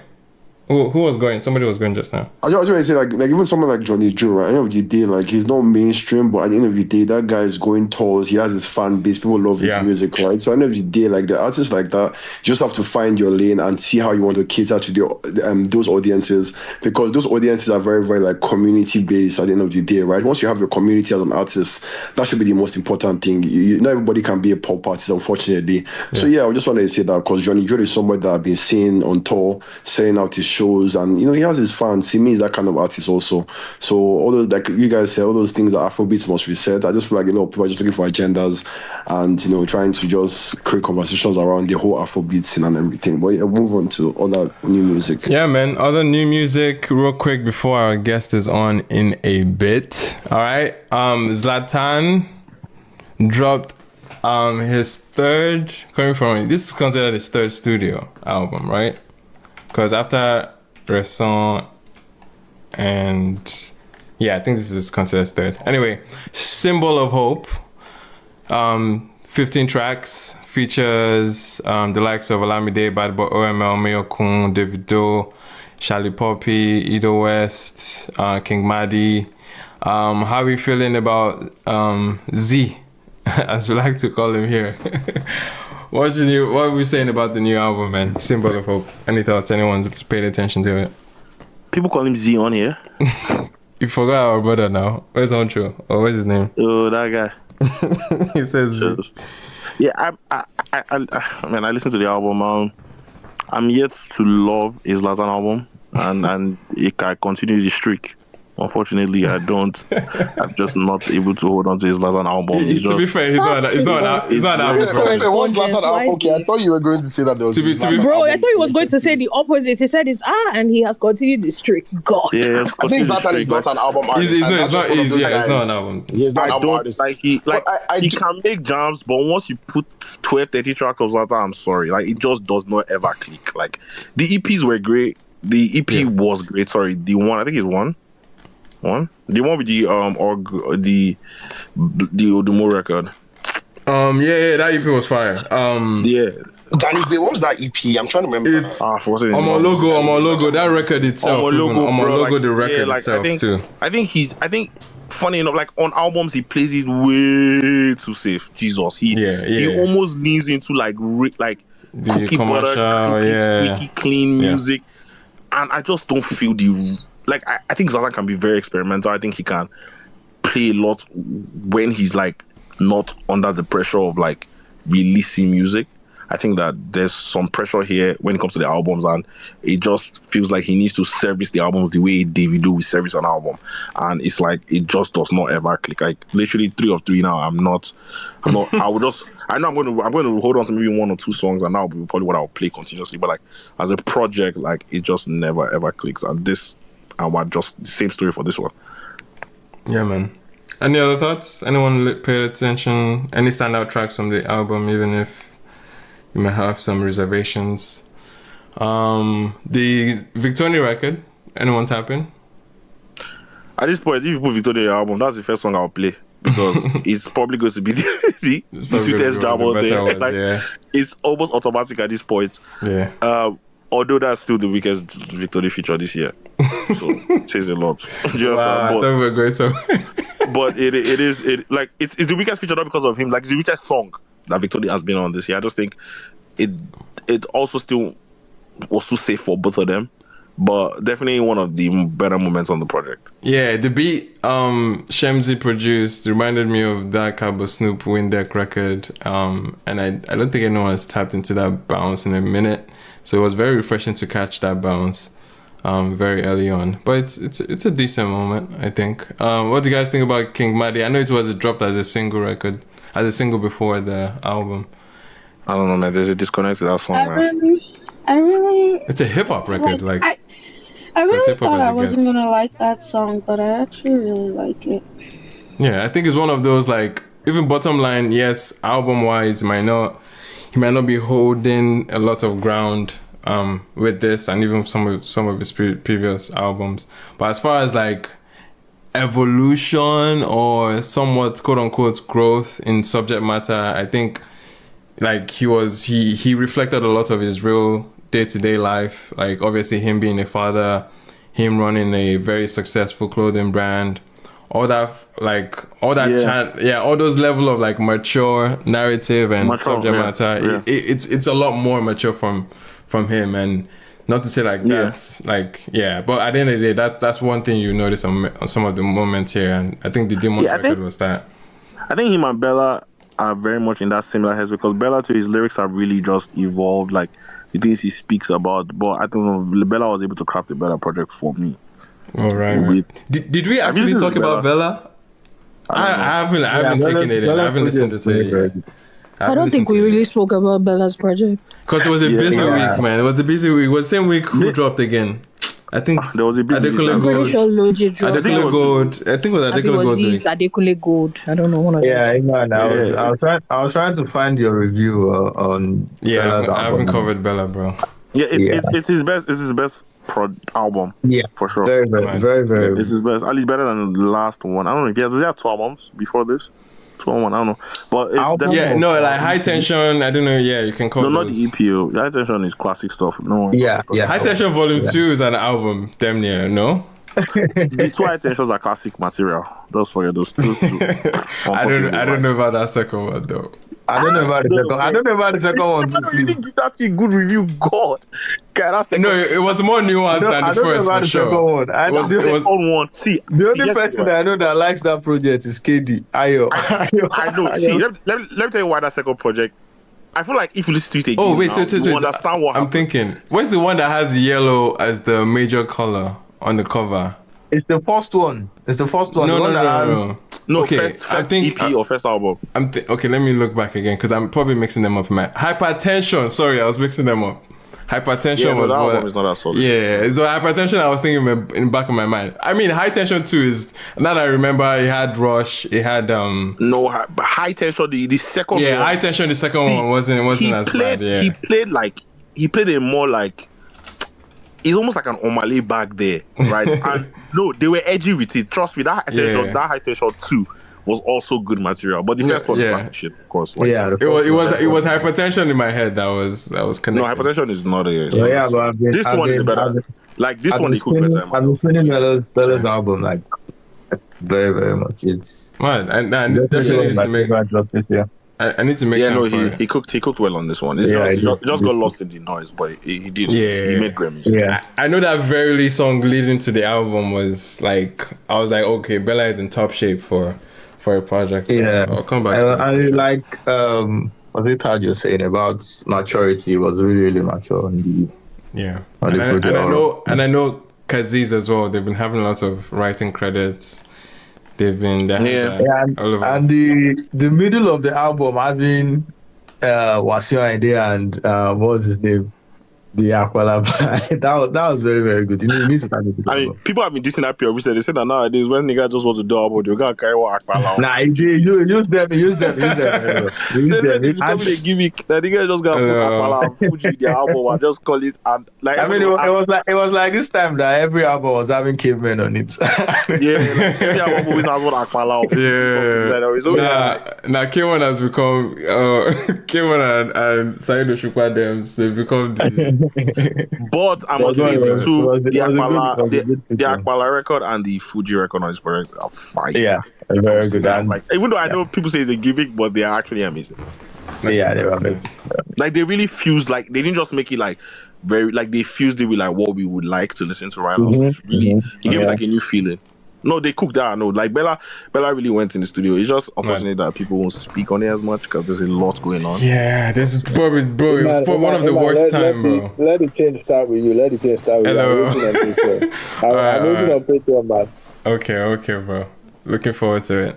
Yeah, man. Lots of exciting music, of course. We talked about Zlatan to some extent, but let's open up the floor to probably the number one album in the country right now, as of Apple Music at least. Blaqbonez. Best rapper in Africa. Best rapper in Africa, you said? Hello. I mean, Blaqbonez. Blaqbonez, man. Man, I read the album because I know you didn't finish it. I didn't finish it, unfortunately. But no excuses, man. The album, first opening tracks. Very solid for me. I didn't want to give the album a full listen because I have a terrible setup this weekend at least for headphones. So I wanted to give it the same equalizer, if that makes sense. The same setup I have for most of my listens. But anyway, man, Blaqbonez, no excuses. Yeah. What is everyone's knee-jerk reaction to it so far? I think for me, like, it starts off really good as an album. It starts off, because I'm speaking on the album now. Yeah. It starts off good, but I think after the first 4 songs, I don't get a lot from the album. It kind of falls flat, just like how the last album was. There might be 1 or 2 records that I picked up just personally that I'm holding on to. The Melissa record, there's a Sick Bounce there. There's a Just Chillin'. Just Hustling? Yeah. Just Hustling. Yeah, nice bounce there. There's a record that sounds like all these timestamp freestyles that Drake would do. It's such a Drake inspired record. I think it's like a California Issues. So is it? Sorry. I don't. California Issues. Yeah, California Issues. Yeah. Yes, I like the feel of that as well. So I mean, Black can't make bad music, right? I don't know. I just feel like this album and the last one. Wait, is the last one Young Preacher? No, that's not the last album. No. The last one is Emeka Machine. Yeah, so I think those two albums, I don't know.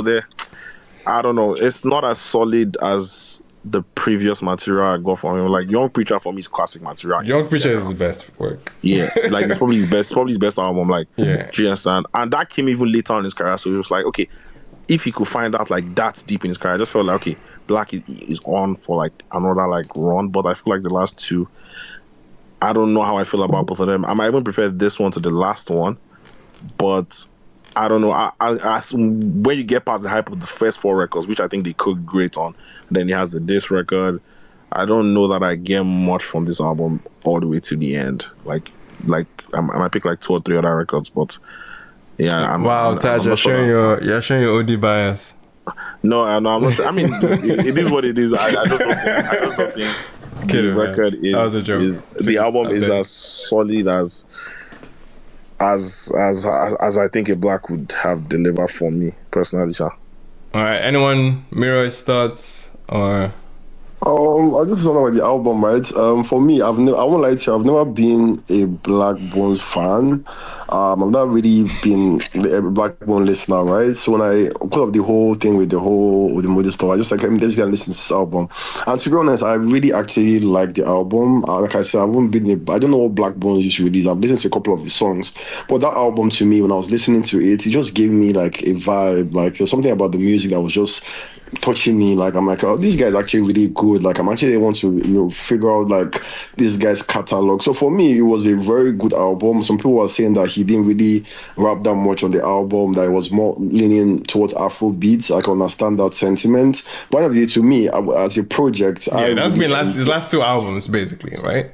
Yeah, so like I'm just like, bro, like that album just made me a Blaqbonez fan, and I just started listening to his old stuff, and I'm like, oh, this guy's actually really good. I really never knew what the hype was about, but this guy actually, to me, the album was really good. For the first time listening to a Blaqbonez album for the first time, I really liked the album. There are a couple of songs I like on there. I'm like, oh, this guy's actually good. He's giving a vibe, because one of my boys used to disturb me like, yo, Fusi, Blaqbonez is the next biggest thing. I'm like, what is this guy always say about this Blaqbonez fan? I don't really see a vibe, but that album just, I think I tweeted you, I'm like, bro, this album just made me a Blaqbonez fan. And with the ACL song that everyone has been talking about, I just wished, to be honest, that Mojo was on that track. To be honest, anytime I listen to that track, I'm just like, yo, imagine Mojo on this track, man. Like, just imagine Mojo on that track, bro. I'm just so crazy. Like, I just wanted Blaqbonez and Mojo to do something. But yo, that ACL track, that's what you call a real diss track. Like, the guy was cooking. Even the video, I watched that visual that he posted. I watch it like, anytime I just see that visual on social media, I'm watching it. The guy cooked. I'm like, yo, Blaqbonez is actually a very, very creative dude. Like, I haven't seen anyone like literally do that kind of video. The vibe was just there. When you listen to the song and you're watching the video, I'm like, oh, Black, you tried. Chocolate Shitty, shout out to you, bro. Like, you actually tried on this one, man, to be honest. You actually tried on the project, the delivery, the content, because Blaqbonez has always been a content guy from time, so you can see that when it comes to his content, he's always creative about it. So big shout out to him. Me, I really personally, like the project, and I'll give it a 7.5 out of 10 from my own perspective at the end of the day. All right, fair enough. No, I think you brought up an interesting point too about the work Chocolate City has put together in terms of actually like controlling the conversation. That's the star boy of this album. Yeah. The team. Yeah, like the way they control the conversation this week. Bro, what they did this weekend insane. That like did it like, and it's not, you know, niggas like to talk about rollout from like 5 weeks in advance. These guys started off that day and they just like, I don't like, bro, this is coordinated shit. Marketing masterclass. Bro, on the 100, like what they've done, like I didn't even expect, like bro, I didn't expect them to come back this hard. Like I didn't expect it. Like no one did. That's what made it. No, but to be honest, we kind of, even when we had the earlier conversation about, and I know, yes, we can talk about how they marketed the album itself, but part of the big push behind the album is the ACL record and how they rolled that out, right?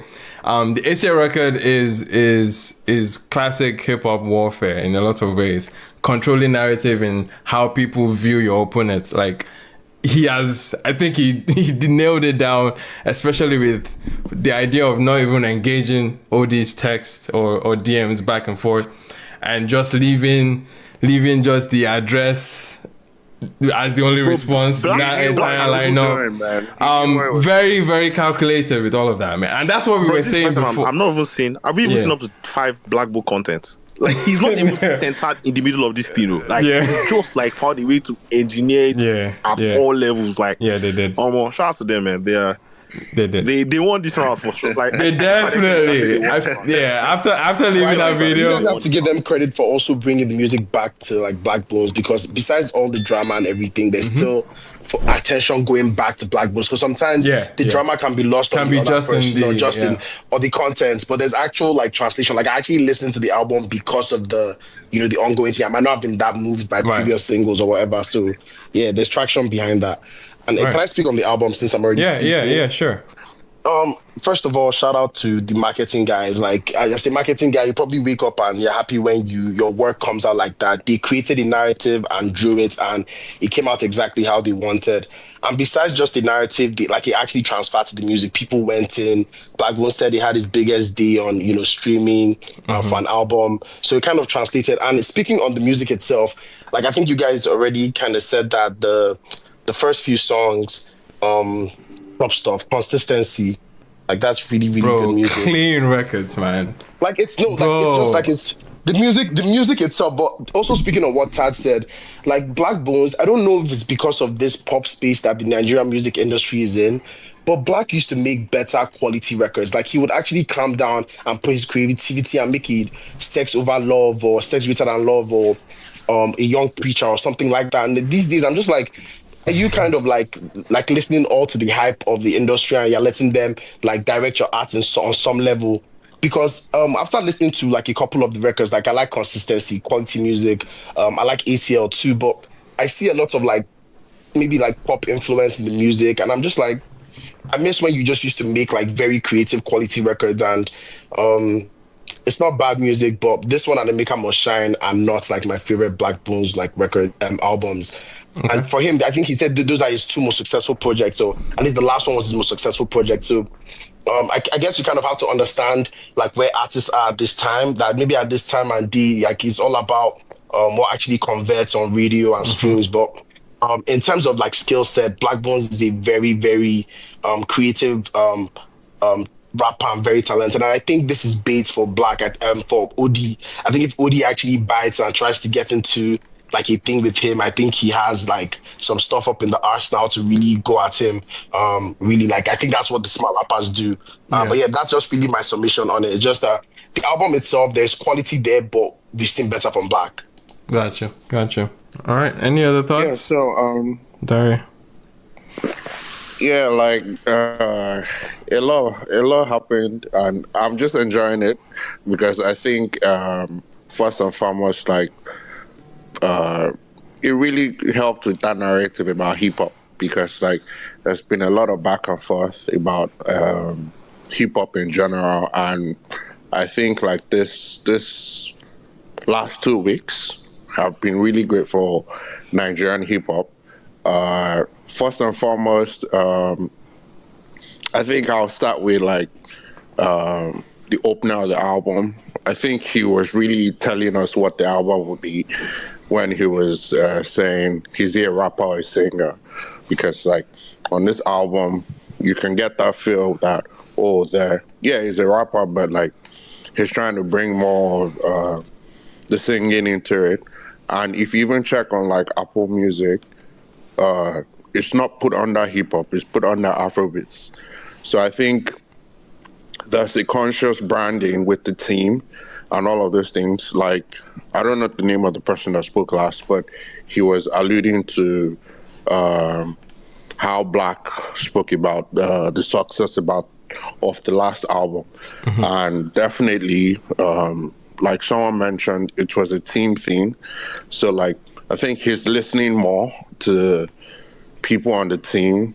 I actually spoke to him on his space yesterday, and I was asking him like, what was like the most difficult record to make, and he was saying it was like the Olamide record, because like there were a lot of versions of that particular record. Mm-hmm. So that was really showing that they're really working towards some certain kind of things. So but in terms of the whole album in itself, I think like the first four records really do stand out. Going further, there are skips, but like definitely, I still don't know, because I think I spent way too much time on like the ACL record, and I think like the LCL record is really brilliant. There are a lot of layers to it. There are a lot of things. His delivery sounds very lackadaisical, but like, and so people might miss certain things. I think there are a couple of double entendres there, and that people are missing. The machine is 40, the machine is faulty, all of these kind of things. The line about the streaming farms and all of those things. So I really think everything is working out for him right now. I think I'll still need some more time to finalize my entire thoughts about the album. But Yeah, great hip hop week so far. Dope. I mean, I've not gotten to hear the bulk of the album. Again, I just opened with 4 tracks. But I feel like, I mean, going off of the intro and the consistency record, I feel like Black has reached that point of an artist's career where one of their major subject matters, one of their major like drivers is to brag about their legacy, brag about what they've already like accomplished, and lean into that more in order to really like further like plant their narrative. And I think that's exactly what he might be doing with this album. Just going off of those first 2 openers. And even you can make an argument the Aura for Aura record kind of even ties into that too as well. But just that sentiment of this is not a quick fame, this is a career. I think that like that line now is being like posted as an anchor for the album in terms of what the statement is, you know. So it'll be interesting to dive into something Boca, in a larger scale. But yeah, you want to say something? Something else I wanted to add, they pushed the album, and I think a lot of the reasons why they pushed the album still revolved around probably like the ACL record. Right. And also like landing the marketing rights, because if you look through the timestamps of the DMs, you'll see pretty much that those DMs were in September September early this month. Early this month. So like it looked like another thing that I think also happened is probably like Odi also had some songs, and he also had the diss record, because I also think that the 3rd verse on ACL was recently recorded. Oh, because even in the text, Odi was saying your roof is leaking, right? Like he probably had like the first 2 verses, but I think this 3rd one is recent though. That's a good point. Yeah, it's good theory. Yeah. Good theory. Can I say so? Can I add to what you were saying, please? Good evening. Good morning. Good morning. About being recent. At the test, he was talking about Fola. I mean OD. He was referring to Fola, that he was not going to deliver at that Despacito. You get. So you're correct, Dari, right? What you said about pushing. But I'm pushing from the album. Black was matured enough, and his team, I think he's listening more to his team. He's growing, and he's leaning more to the music business and not being noisy anymore. He just had to let OD make the noise, shout, and I think he handled the beef the way he handled the matter, the way Emma Abaga does things. And you could see that footprint. You understand? You get, and he was really creative. Black has been creative from day one, and I think that's what has kept him long in the industry since 2018, 2019. Am I right? If I'm not mistaken, like he's been creative from Black. Yes, from there I think. I've been a mad fan of Blaqbonez since Kizz Daniel's "Fuck You" cover. I think he had the greatest "Fuck You" cover. He really did wonders there, and since that time, he's really been dropping. No Excuses is he said is one of his best projects, but I think I don't agree with him. There isn't much hip hop song in that album. He leaned into the market, into the algorithm and all that. He didn't give us much hip hop like we were really expecting. But in all, he did good.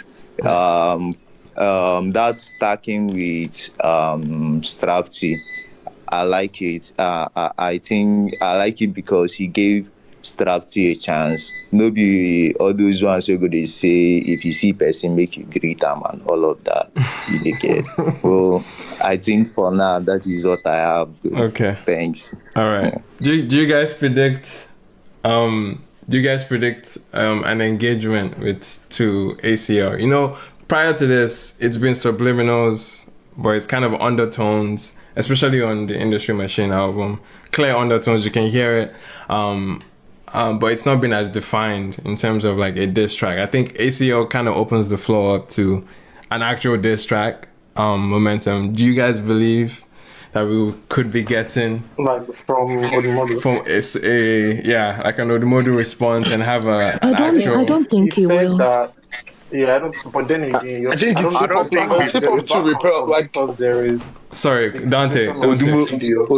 Odumodu never even reply K. Now to come reply OD and now to come reply Black. I don't think he will respond. Okay.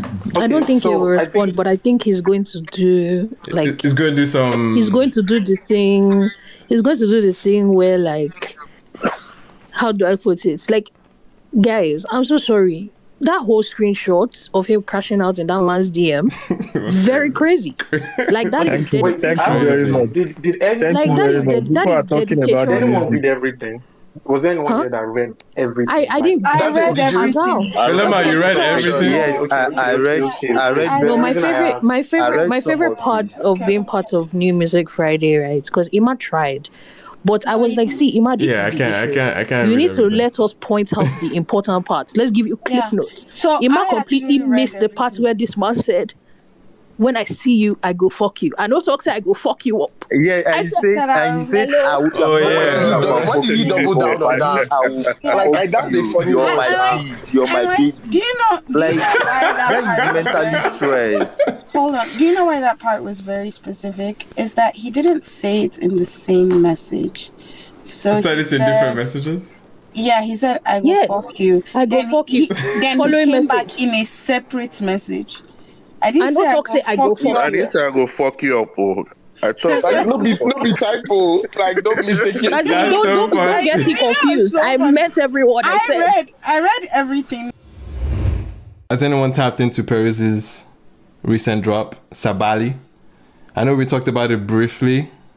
The wicked drop. Me. I have. I've been hearing. Uncle, Hello. I've been hearing some album of the year contender material from this album. Is that holding weight for many of you guys? Well, definitely one of the best drops that come out during this year. Definitely, he's up there. Yeah, top absolutely. Three. Top three for sure. Nice. Well, you cook crazy. Well, it'd be cool, man. It's exciting to bring on Peruzzi himself. Be looking forward to this conversation, man. And he's here. Finally. Oh, Sucio GUAPO. I did a clap for you. I don't know if they clap for you. Yeah, sometimes. Shout out to the soundboard. Sorry, I'm so confused. Is it El Sucio or is it not El Sucio? Oh, sorry, man. I don't. My Italian is not. Odumodublvck, please. On top Africa.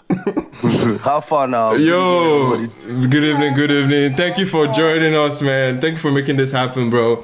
I know you're just coming from Ria's house. So you're trying to move around time. So appreciate you for making time. Thanks for having me still. Ima, how you doing now? Bro, I'm good, man. I'm good. Excited, bro. This album, I finally got to hear it. I must say I appreciate everything you do. You know, the honest reviews and everything. I really appreciate it. We should appreciate you more for the music, man. The material. You guys are sharing your gifts. Always putting yourself up to be either be praised or to be to be torn down in a lot of ways. So now I work. So yeah, man, appreciate you for doing that, man. Sabali, first album in a while. It's been close to 4 years since Rema and Boogie. How does it feel, man, to be back in the conversation with an album? It must feel different. Yeah, definitely feel blessed, you know. It's not just been 3 years. It's been 3 years of a lot happening, you know, like true. Good, bad, and every other thing we signed up for. You get me? Yeah, man. But yeah, at the end of the day, I'm happy and I'm glad with the reviews and everything. Yeah, I thank God, man. I can't thank him any more than I am already. Beautiful, man. I was just even asking the question before you came up. A lot of people are touting the album to be one of the best this year in a very active year for music. How does that make you feel? Me and my guys knew what we did, bro. Right. You get me? We're not surprised, to be very honest. I can be honest here now. Yeah, of course, bro. Of course. To be very honest, we because my guy, I can't lie. Yeah. It took a lot, you know. It took a lot, and we had like over 40 hands on that album. Wow. So there's no how we could have failed, man. Right. So yeah, we're happy. Right, man. And very happy. And that sounds amazing, man. I think one thing that has been very obvious behind all your work is that at its very core, you capture the essence of this Afrobeats thing that we've been praising and being excited about. Because when it comes to versatility, right, there's a few names that come up, and I think you're in the realm of artists that you can't really box into a certain sound. There's no comfort space for you. You feel like you always challenge yourself constantly. So I'm very curious, like, how does that approach come towards an album? Because in a lot of ways, some people might look forward to an album to be making like a cohesive, people like use that word cohesive. It has to sound like it's all connecting. It has to sound like there's a certain tone or a particular genre. How does someone so versatile as you approach albums in general, right? Because a lot of your albums, and I turn back to Rema and Boogie, there's no one space that you're in. Like, you're in so many spaces all the time in lots of the albums. So how do you balance that, or how do you then approach that, knowing that albums sometimes can be looked at as something you want to make as a cohesive unit? Well, I can't really say about my past albums, because I can say the first two albums, I won't lie, they were like compilation of songs. You get me? Right. But this one, we tapped in, tapped out, tapped in again. Yeah. Tapped out. We had to find ourselves. You get me? We had to travel a lot of times. We had to change environments. We had to tell ourselves the truth as well. Delete many songs. Not make sure they didn't make the album. Okay. Make sure nobody got to hear them. Right. And this particular one, we were very, very specific. We didn't compile songs. Okay. Even, fun enough, even the song because I watched the review you did. Yeah. The DMW song. Yeah, sounds good. And I won't lie to you. Mm-hmm. I wrote the hook and my verse 4 years ago. Okay. See, so I wasn't too far off then, right? I wasn't too far off. But even I was going to ask you about that moment, because if you look at the track list, like, one thing that really points to most people is seeing Peruzzi, Davido, Mayo, Rema all on one song. Immediately takes you back to the peak, to the moments that you guys dominated as a unit, as that DMW unit. Tell us about making that record, and how we got to hear it today, man. So we did the song. I wrote that song 4 years ago. We did it. Mm-hmm. I recorded it. Then we were thinking about, after I did the Akpala Drill song with David, we were thinking of something to do like with the boys. Like, me and my guys came up with the idea, and I'm like, yeah, everyone is around now actually. Like, David just did the verse for Akpala Drill. Mayo is around, Drummer's around. Mm-hmm. Let me just hit them up. So we got that particular song. I had my verse already with the hook, and then we linked up at David's house, and then we just recorded together. Everyone recorded together. Right. Like, they did their verses together, and we made sure the beat sounded like something we did back then, just to get a bit of that nostalgia feel. Nostalgia. Okay. Yeah. So it was all intentional. It was how, let it sound a bit like Mind and Ajay. You get me? Like, just make them feel. Because obviously from the other records you can tell the production and everything is totally different. You get me? So we just wanted people to, like, just for the old fans. Obviously they haven't heard from us since I think 7 years now. Yeah, since 2019 roughly, or 2 years. So that one are like bonus for them, man. Yeah, bro, tell us a bit about your relationship with all of them, because obviously going from being a unit, being like, frankly, one of the defining or era-defining voices in that space when it comes to that pom-pom sound, when it comes to what people can tout as the Peruzzi pen, you know what I mean? Tell us a bit about that era, man, and and what it was like in those days making those records. It definitely must have felt different, you know? Of course, definitely. You know, like everyone, we were all bound with love. You get me? We all learned how to bond with each other and not need like anybody else. Right. You get me? So growing up now, and everyone is like all grown now and doing different things. Yeah. We still see each other. Like I play soccer with Mayor like yesterday. Nice. You get me? We still see each other. We hang out every time, just that we don't get to like make videos again and post like before. Okay. Because obviously it's a normal thing now, you get me? Yeah. But the bond is still very tight. Okay. Whenever David is back, we still link up. Nice. We still groove, we still chill. So nothing has changed. Yeah. And it is still as amazing as it was in the beginning. You get me? And we still love each other very much till now. Yeah, man. Nah, that's beautiful. So recording music was amazing. It was free. It was very, very free. And I'm sure you could tell from the records. Yo, yeah, you could tell, man. One of my favorite deep cuts from that run was Twisted. The record with you and Davido, man. Bro, like that era was monumental. But I'm very curious because you're a songwriter as well. The ecosystem has taken a much more friendlier shift towards songwriters now. How would you feel? Like, how do you feel now, knowing how it was being a songwriter then, in your first experience writing for somebody else? How did that make you feel? Was that something that you always fought with about doing, or is that came natural to you? I think I said it before. I actually prefer writing music. Okay. You get me to singing or performing. Because as a writer, you know, there's this bond you have with your own stories. Yeah. Even if you don't get to sing them, you get me. So it's always been like something very, very interesting for me. Whenever I see people singing songs that are not my songs, but they're my story, you get me? Like, me, I'm satisfied being in the club and hearing, for example, seeing somebody in the club singing Fire, for example, from his heart. You get me? Like, me, I'm satisfied. Aside the whole paperwork and all, I never really cared about paperwork, you know, but the business I came into, thank God, as God will have it, the guys I met, David and all, they made sure like the whole paperwork and everything was sorted, you get me? But me, my own joy is from seeing people sing these songs, not even the artists that get to like drop the records, you get me? Yeah, nice. And so it's different. That's dope. Were there any songs on the Sabali album that probably was going to someone else, but you decided to hold back and then deliver? I'm curious. I didn't play my album to anybody. Only me and my boys that created the album. That's crazy. So there was no time we thought about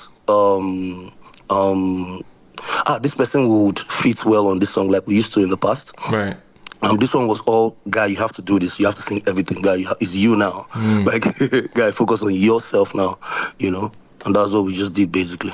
Okay, so what made you, like, make that shift to focus on yourself now? Because, of course, you've been behind the scenes a lot, but, like, what triggered that, let me focus on my There's a lot of things, but I always like to, sorry to cut you short, I always like to say, my sound was everywhere. You know, like I heard people beginning to sound like me, but that was not the problem, Ima. The problem was I didn't now know how to get out of that thing. Gotcha. You get me? Like, you already knew, okay, Peruzzi pom-pom sound. Peruzzi pom-pom sound. Peruzzi, once you hear this type of thing, you know it's me. Like, you know, and even when I don't put it out that I'm the one that wrote or created a new record, you guys already know that it's me. You get me? So that was the problem for me. It was a personal thing, you know. Me, I didn't want to be boxed like that. Yeah. You get me? Clearly. So I thought about it, and then I had to find myself, man. Clearly. Anyone that's been paying attention to your work knows that you can't box Peruzzi, bro. I still have this theory, and you can confirm or deny it, though.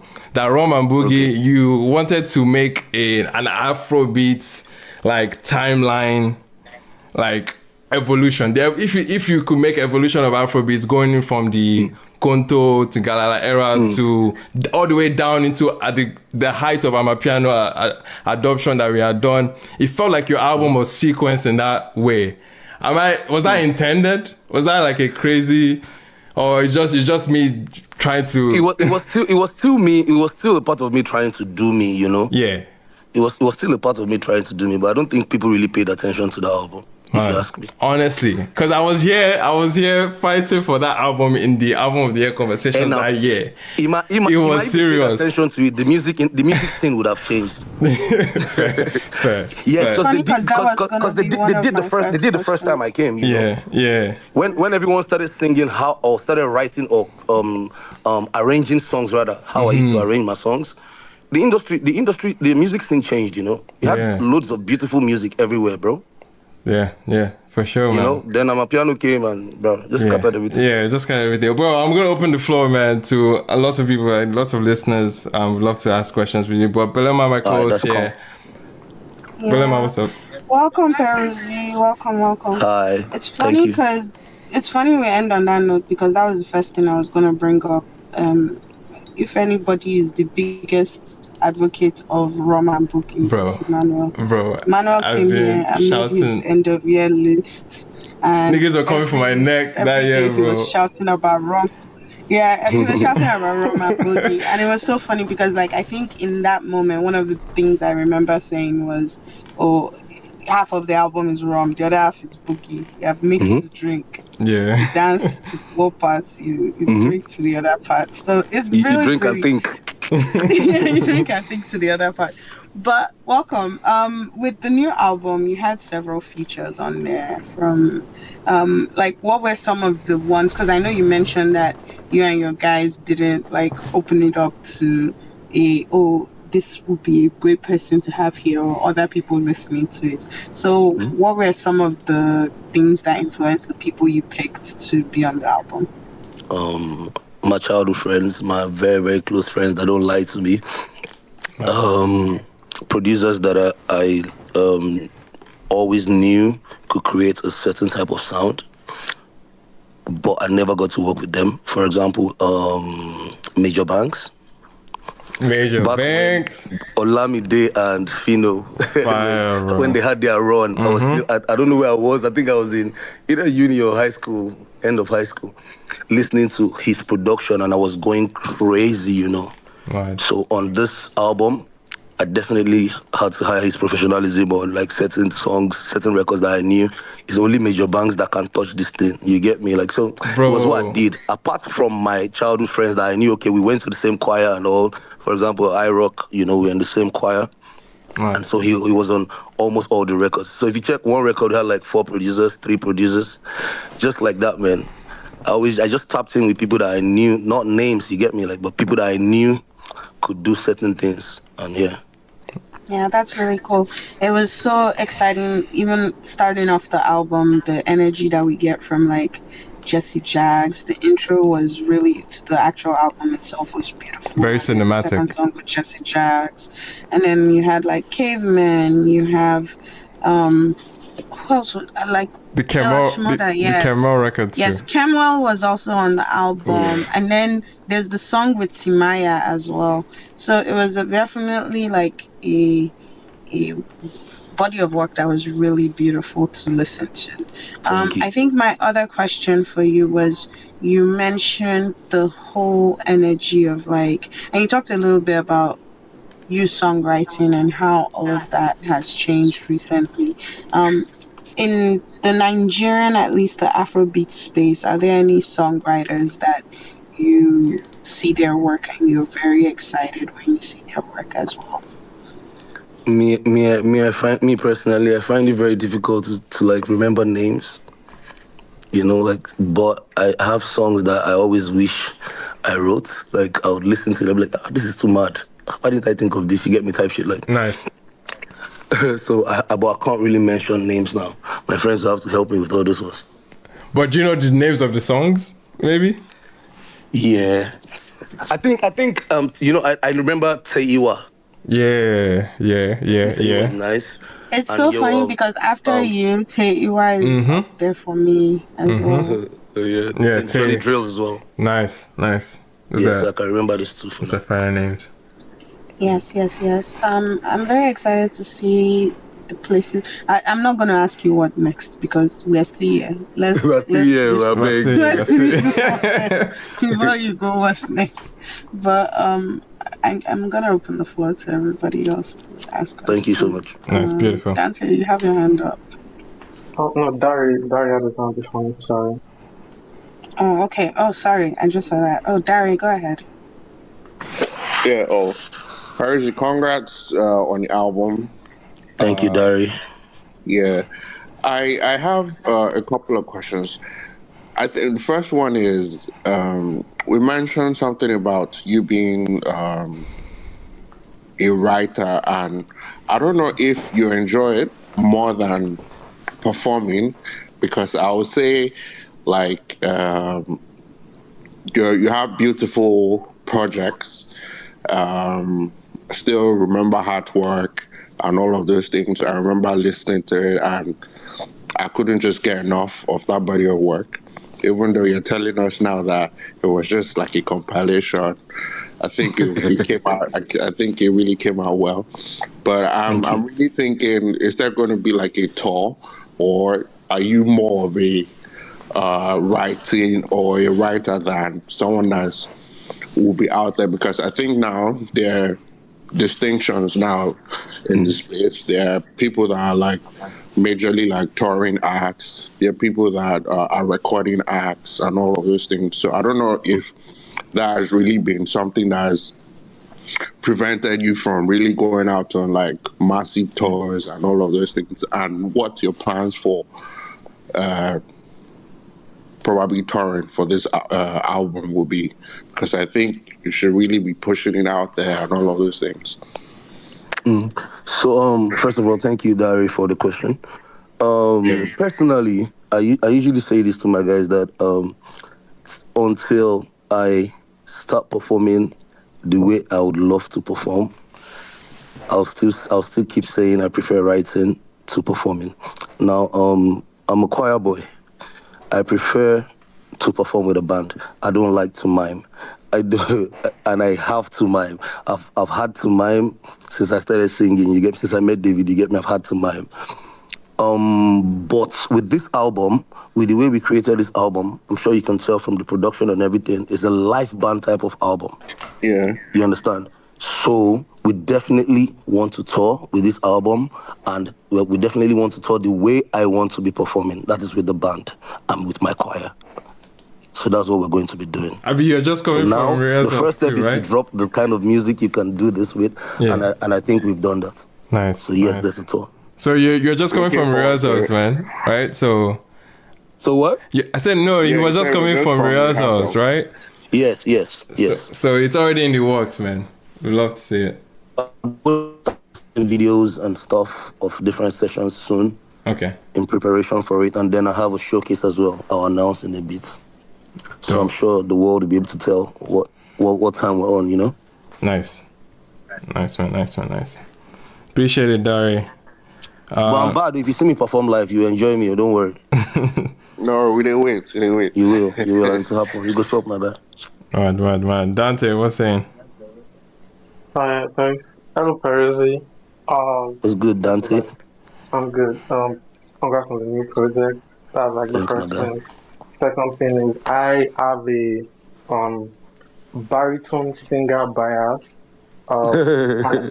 Because I don't really see enough of you guys in this side of the world, and I've always wanted more in Afrobeats. So automatically, when I was like, yeah, singing is like baritonish. I'm like, okay, I already have like a bias, so I'm gonna listen either way.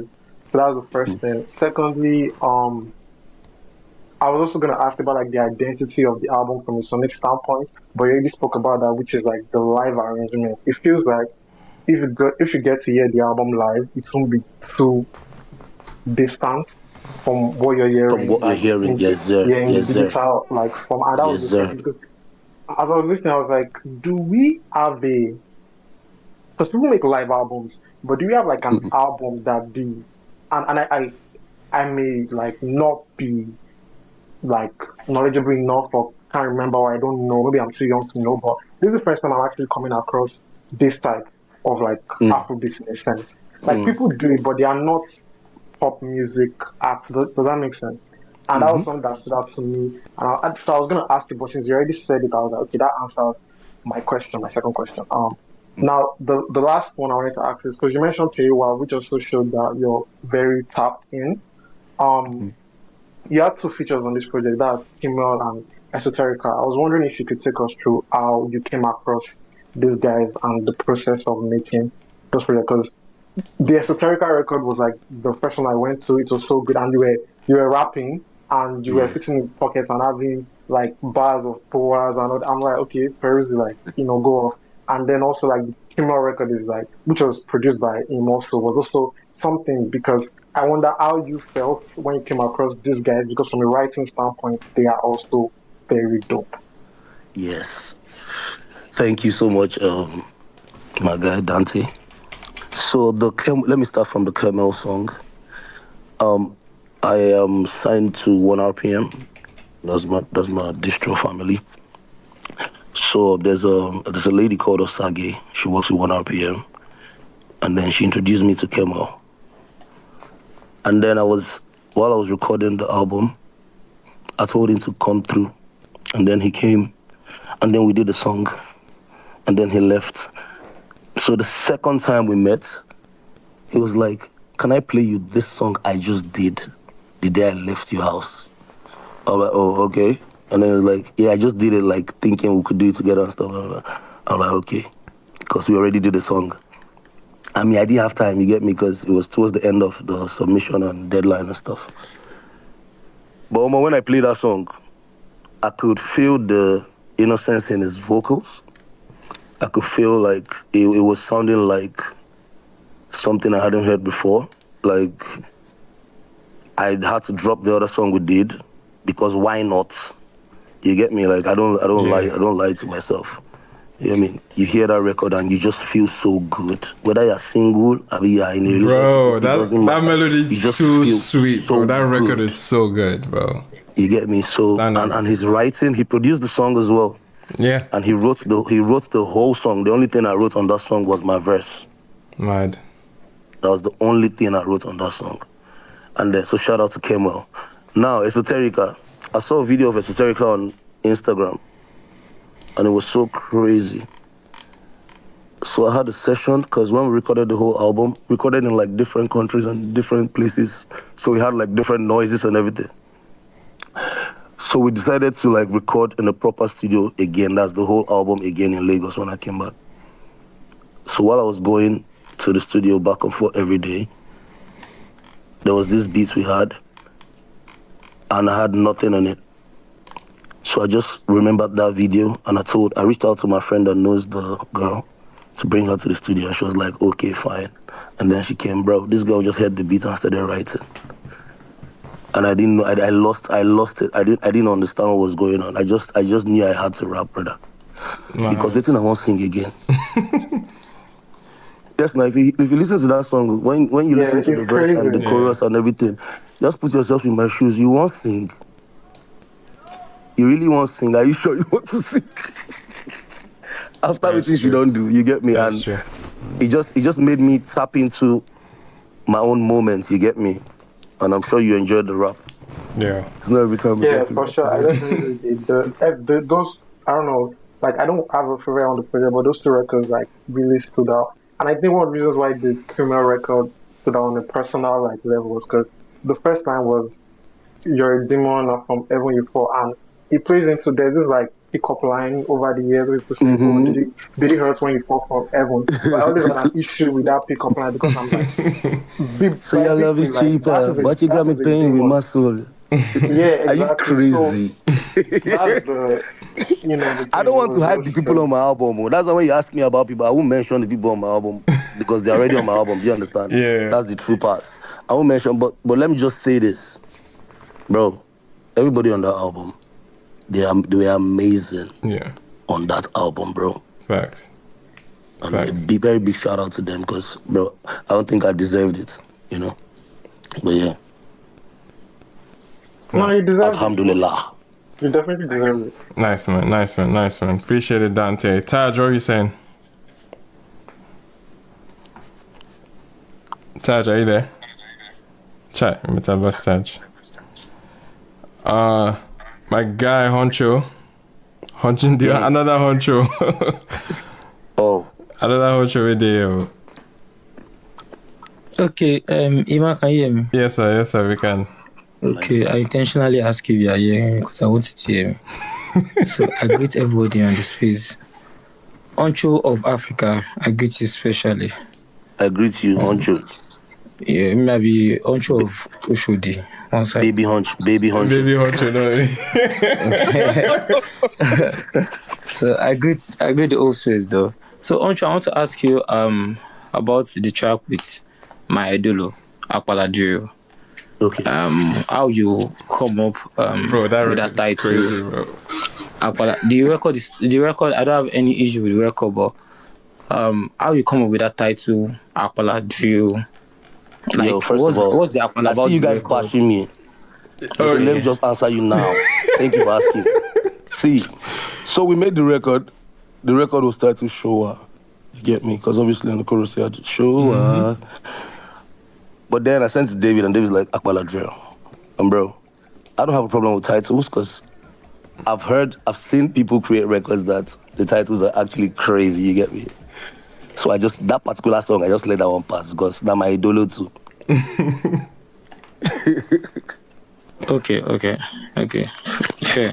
So it doesn't have anything with the genre. It's more, it's drill and Fuji. Yeah. I think it's just some of those light percussions that just taps into ATTW beats, those light ones, the ones with the high octave, with the high tones. You get me? Yeah, it's more Fuji and drill. Yeah, that's what I was about to say. That I would have preferred Fuji drill than ATTW. But no, my idol is so we are on the same path. So no wahala. No wahala. I just want you for your mouth because I know just want you. Yeah. No, but Peruzzi, sorry, Oncho, just on ATTW, man. Peruzzi, please, that line, you know the line I'm talking about. I beg. Are you shy? What was your bro? Man, you have to give us. No. You get me? Everybody knows. No, Iman, what's the line? Are you niggas for real? Like, yeah, man. Nah, it was clear, bro. It was. You fine? I bet. Your head to your Mitzi, how did we land there? How did we land there, bro? Like everybody would normally say head to toe now. I'm like, no, me, I'm different now. It rhymes. Let's stop somewhere else. So we just made a quick stop. That's all. Okay. I think I said we made a quick stop. But sex with you is so amazing. Type shit, you get me? Yeah. Nah, it was just too funny when I heard that line, bro. It was like, what the fuck?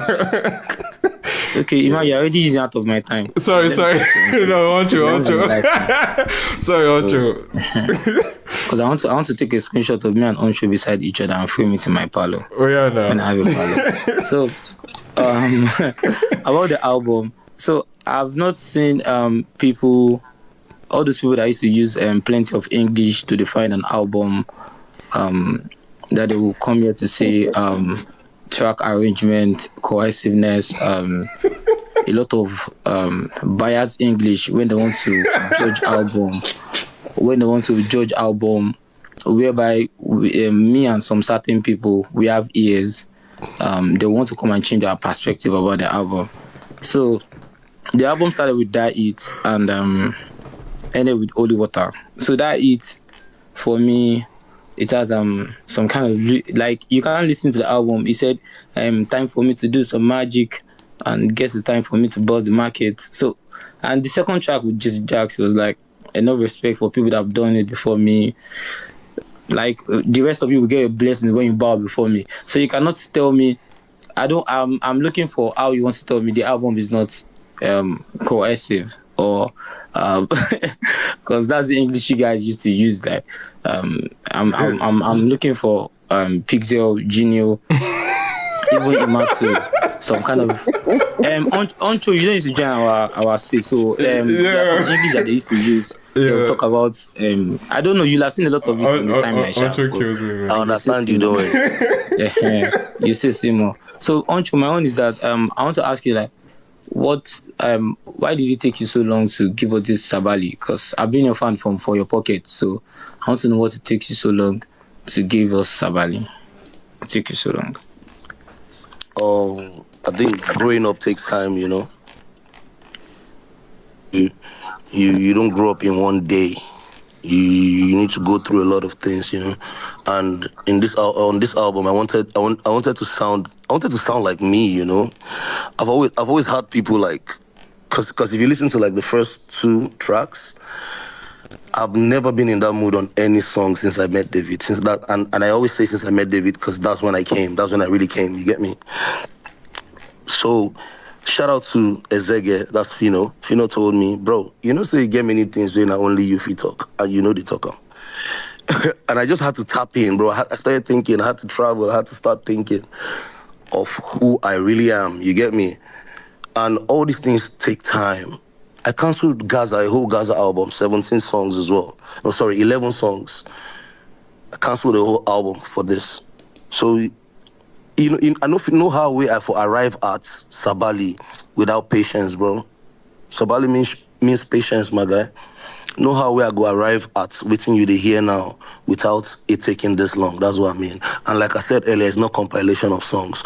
Bro, we created from the intro till the last song. Every snare, every beat, every kick, every tone, bro. Every keyboard you heard, somebody started playing it in front of me if it's not me that played it. You understand?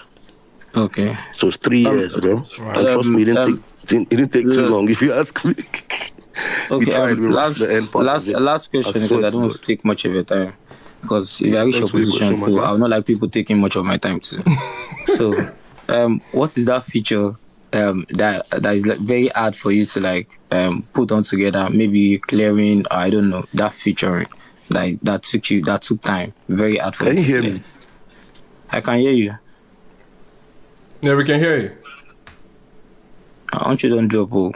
Hey, glow. He said I glow. How you saying no say I glow?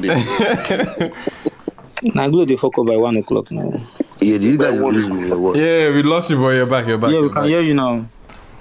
So, Ancho, I said I don't want to take much of your time because. No, I heard the question you asked me, bro. Okay, you had the question. Yeah, but did you hear what I said? Because I answered no, you. No, Oh, I said now I have to summarize because I spoke a lot, bro. Oh, no, we had the record about patience. We heard that part. Yeah, we heard that part. We heard that part. A new question. He had a new question for you. Oh, what's new question. I said the last question. I said, what was that featuring that took you time for you to clear or put together, something like that? That featuring. To clear.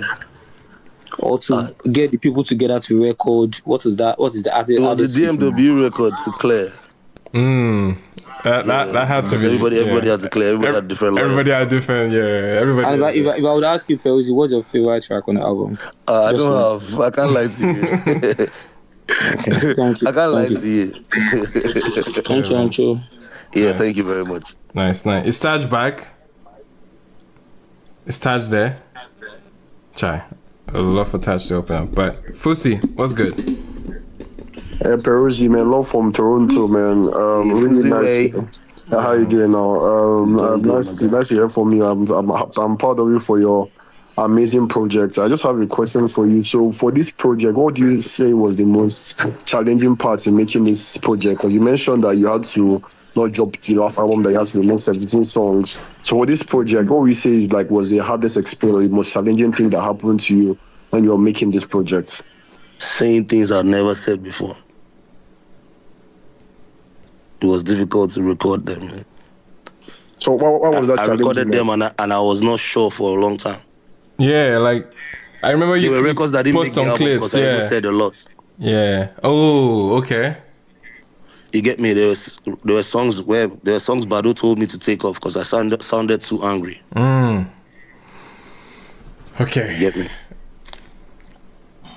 Did you? Yeah, I get you. So I get you, but like, so when it comes to like, one more thing before I keep quiet. So like, when you come, you know how the Afrobeats trend is like changing every single time, right? So how did you keep on in tune with like keeping your sound relevant to the sound that the people are hearing right now, or you just went with the thing you wanted to do and just like, they're going to eat it for what they're going to eat it. They're going to eat your sound regardless of what you give them, because a lot of people artists tend to go with what is trending or like what the people are listening to right now. So how did you navigate towards that? First of all, I told my guys, no I'm a piano, no log drums. You get why, Abby? So on my album, you won't hear any of my piano. Like I told them, no, we're not recording any of my piano. Yeah. Not because I don't like the genre, but I did a lot of it. Yeah. I dropped just one on my piano song, Salty Love. Yeah. But I wrote too many on my piano. Massive record, by the way. Thank you. So I wrote too many on my piano verses and choruses and stuff. So I got tired of it personally. So that means we're not trying to follow any trend. Okay. You get me? Like it's 17 songs, bro. There's no 2 songs that sound the same. No. None. Do you know how crazy that is, bro? There's no 2 songs that sound the same. Out of 17. How many genres you get for this life? That's crazy, bro. So we put in work, man. Nice. We didn't want to sound like anybody, my guy. Mad. No, if you hear me sounding like anybody, bro, that's me sounding like me, bro. Yeah. Do with that whatever you will. You tell us. No one casts them. Do it. I beg, one more thing, I beg. Sure. I just thought about something just now. Like when a lot of people played safe by to get like global recognition, and they tend to go and feature like all these international artists. But in your project, you stuck to like most of the Afrobeat artists that are in Nigeria. So what was the idea around that? Because a lot of people played safe. They want to get global recognition. They go and feature like 1 or 2 artists from international scenes. Is that something that you wanted to do, or you just said, I'm gonna fuck with my boys, I'm gonna do it back home, and eventually we get to the global scene when it's meant to get to that part of the world?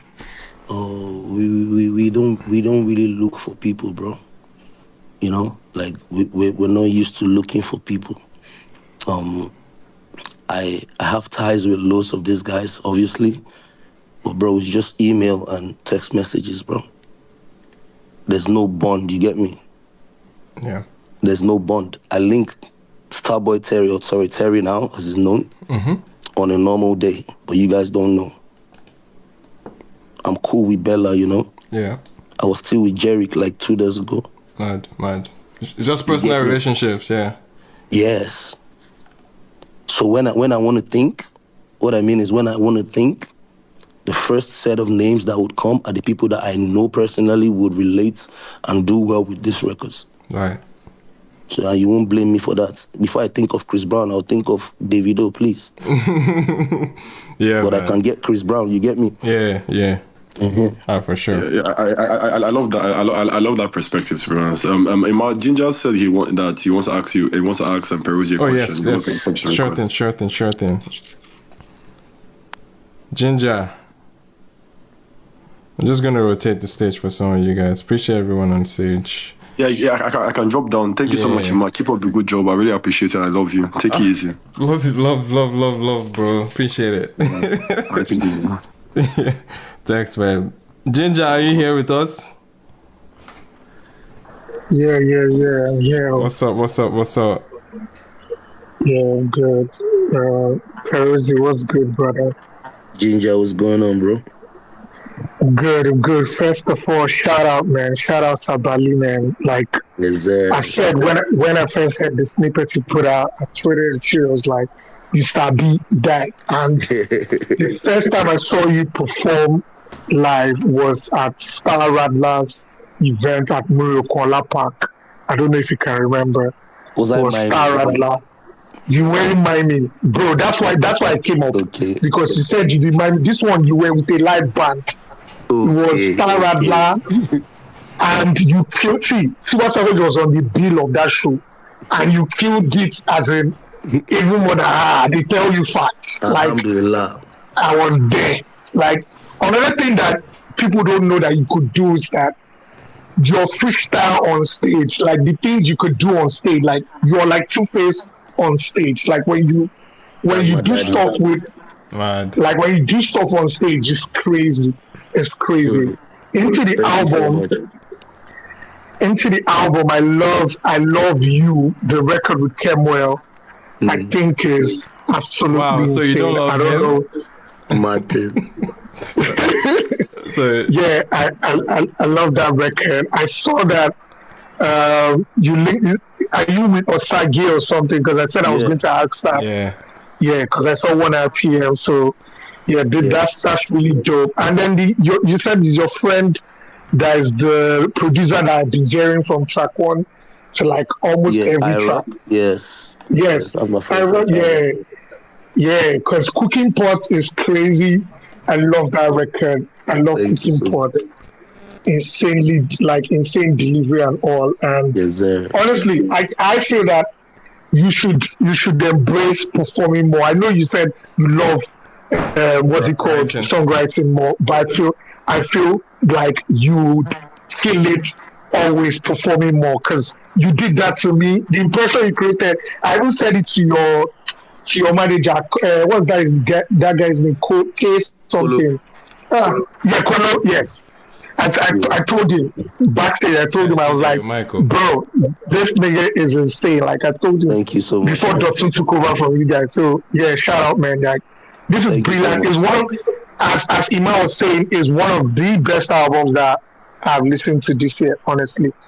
Amen. And no glazing, honestly. Yeah. Amen. Thank you so much. Nice man. Nice man. Appreciate it. Real quick, Taj, is Taj back? Is Taj back on stage? Yeah, I'm here. What's up? Yeah, man. You had your hand up? Sorry, I didn't hear you. Did you have your hand up, or is it a long glitch? Yeah. Sorry. Okay, sorry. Peruzzi, nice to meet you. Hi, Taj. Yeah, amazing project.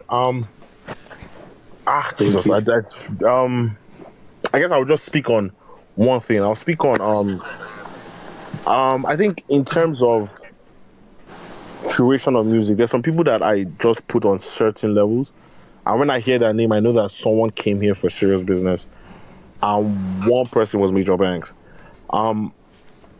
Major Banks has appeared in 2 projects heavily in the last year. I think it's yours and Code, right? Emmanuel, am I right? Yeah. Code AF. Yeah, and Major Banks is somebody who I classify one of the best hip hop producers we've had. No, he is the best hip hop producer we have. Yeah, he is the best hip hop producer we've had. And you speaking about this being an album that you put a lot of effort in, it's something that I can hear. Like it's very obvious, and then like I said, when I hear names like Major Banks, like that is.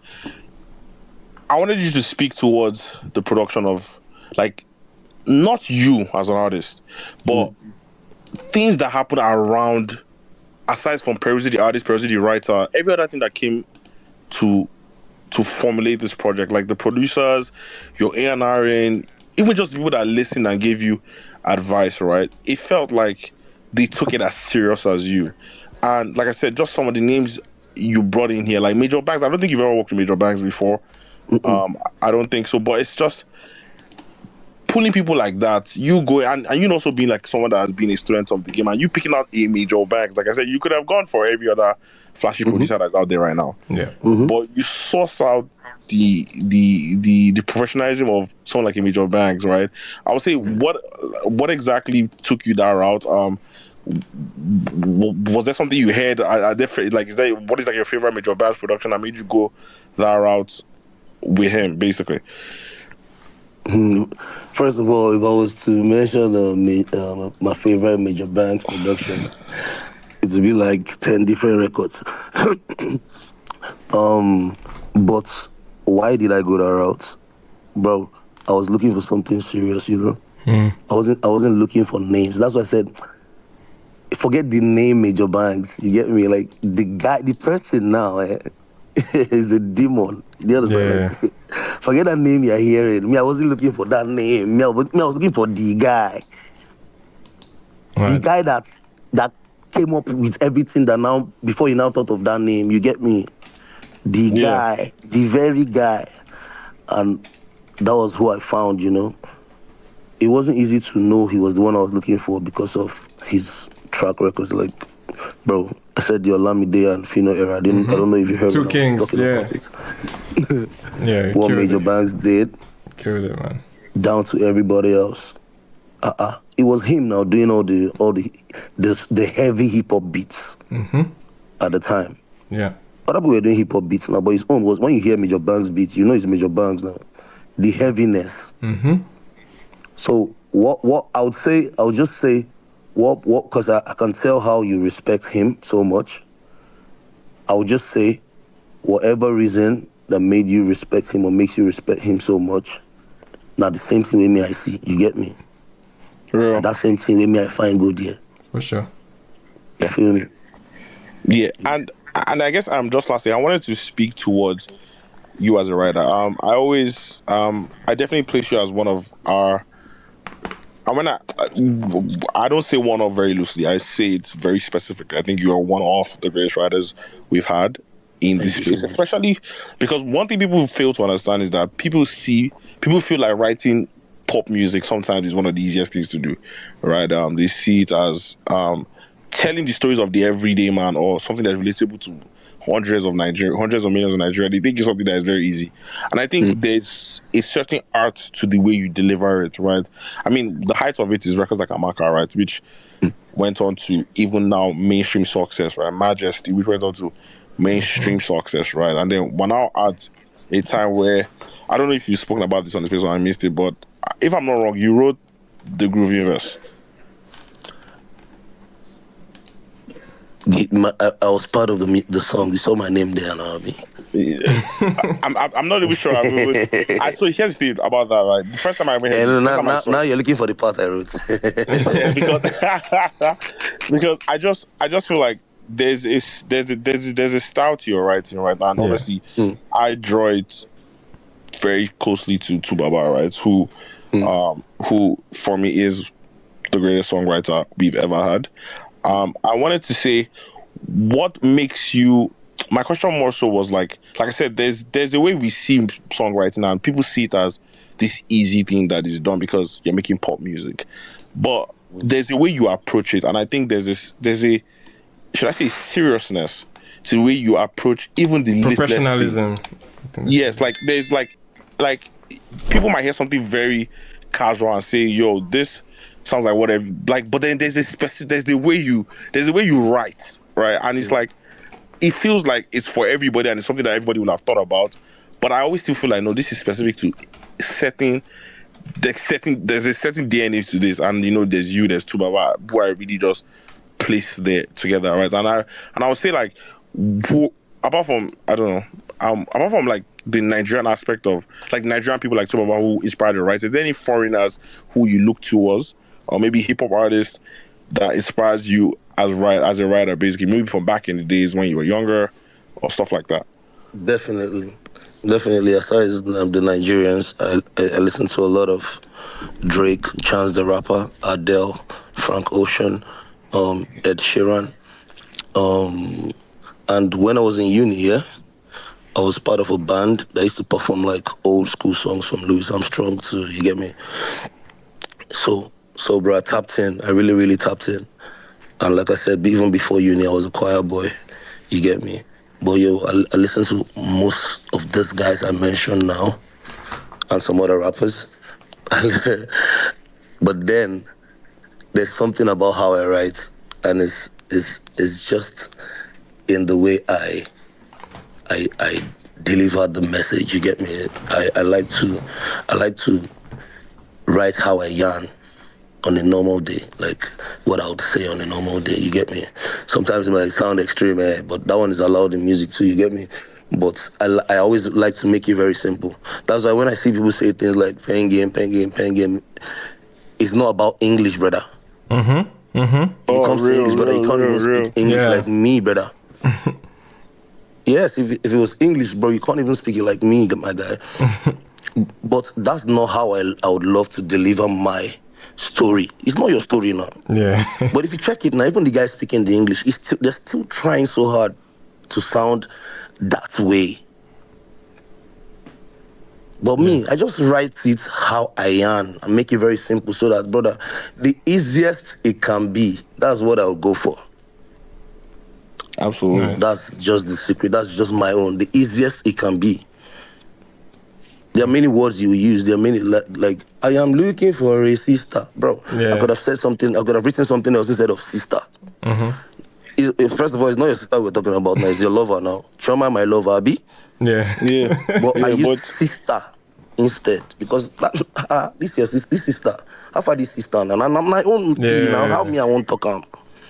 You get me? So little things like that. You get me? Like just Yeah. And I feel like that's great. That's dope. Special. That's dope. Bro, you've been very generous with your time. I know you're coming very late from area zone. I'm curious how, because there's still some requests here for questions. I'll take some. Okay. Now you have all my guys around me like this. Yeah, for sure. But for sure. I'll take some. All right, dope. BSH, bro. What's good? Man, Imam, I'm good, man. Yes, sir. The biggest Peruzzi, man. What up, BSH gang? What you saying, brother? Man, I'm Gucci, man. Honestly, I be you know those fans when they say, man, you like this artist, but be your go-to. I'm not gonna lie, that's so you be to me. Great artist, but not be my go-to. So I wasn't really having an expectation for this album. It was, and I don't see say you disturb us for this timeline. So now that you disturb, now I say okay, this Sabali. So I won't see what's inside this Sabali when this man they talk. And honestly, after the first listen, I was like, oh, okay, this guy not just the TM He really know it did setting of what they talk like. I got the feeling of album of the year. Sharp. From the first listen, I'm not gonna lie. Amen. Nice. Your album and Log album, now give me that feeling like everything just. Amen. Not what I expect. Sometimes you be like, say, even good one of the two expects. You get me. For this music, so just listen to the shit. Yeah. Now that kind, like start from track one, die it. I don't feel like I'm from the single. Then enough respect enter. You know, follow the normal template. First of all, you have a lot of versatility on this album, man. That's what I love about it the most. Standard. Like you get out that different Niger vibes. I get country vibe.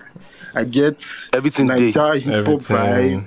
I get the Niger party vibe. Everything. I get all the vibes when we get for Niger music. That was the first thing I noticed from the first listen. What make me just enjoy the album. So it was Sabali was actually what the wait for me, and and it impressed me more because I was not actually expecting it to be that good. Honestly, from my opinion, based on I just listen, man. A lot of artists, they always hype their shit, and so kind of times you go buy to the idea of to the hype. If you go listen, it of course sound the same. So I defeat one of if you don't be hype, we just the hook our shit. Yeah, so when you something to be like hype, you can't go listen. You can't still not be really hype now. And I just say this guy want me you go check this good shit. Yes. Now that kind of feeling I get. Every single song hits the different messages, but there's these two songs when we say, man, blew my mind. Which is, I'm not sure anybody will talk about them since it bother me. I don't say it bother me saying nobody will talk about our song. I feel like I have a feeling I know this song. Yeah. I think you do, which is Ecstasy. Right? Oh, Ecstasy, yeah. I couldn't wonder, say whether now only me want to enjoy this music. Juju Boy's voice. Oh my God, Juju Boy's voice, bro. Bro, that's the best music I've heard. This it just it's just too beautiful. Like I love to explain.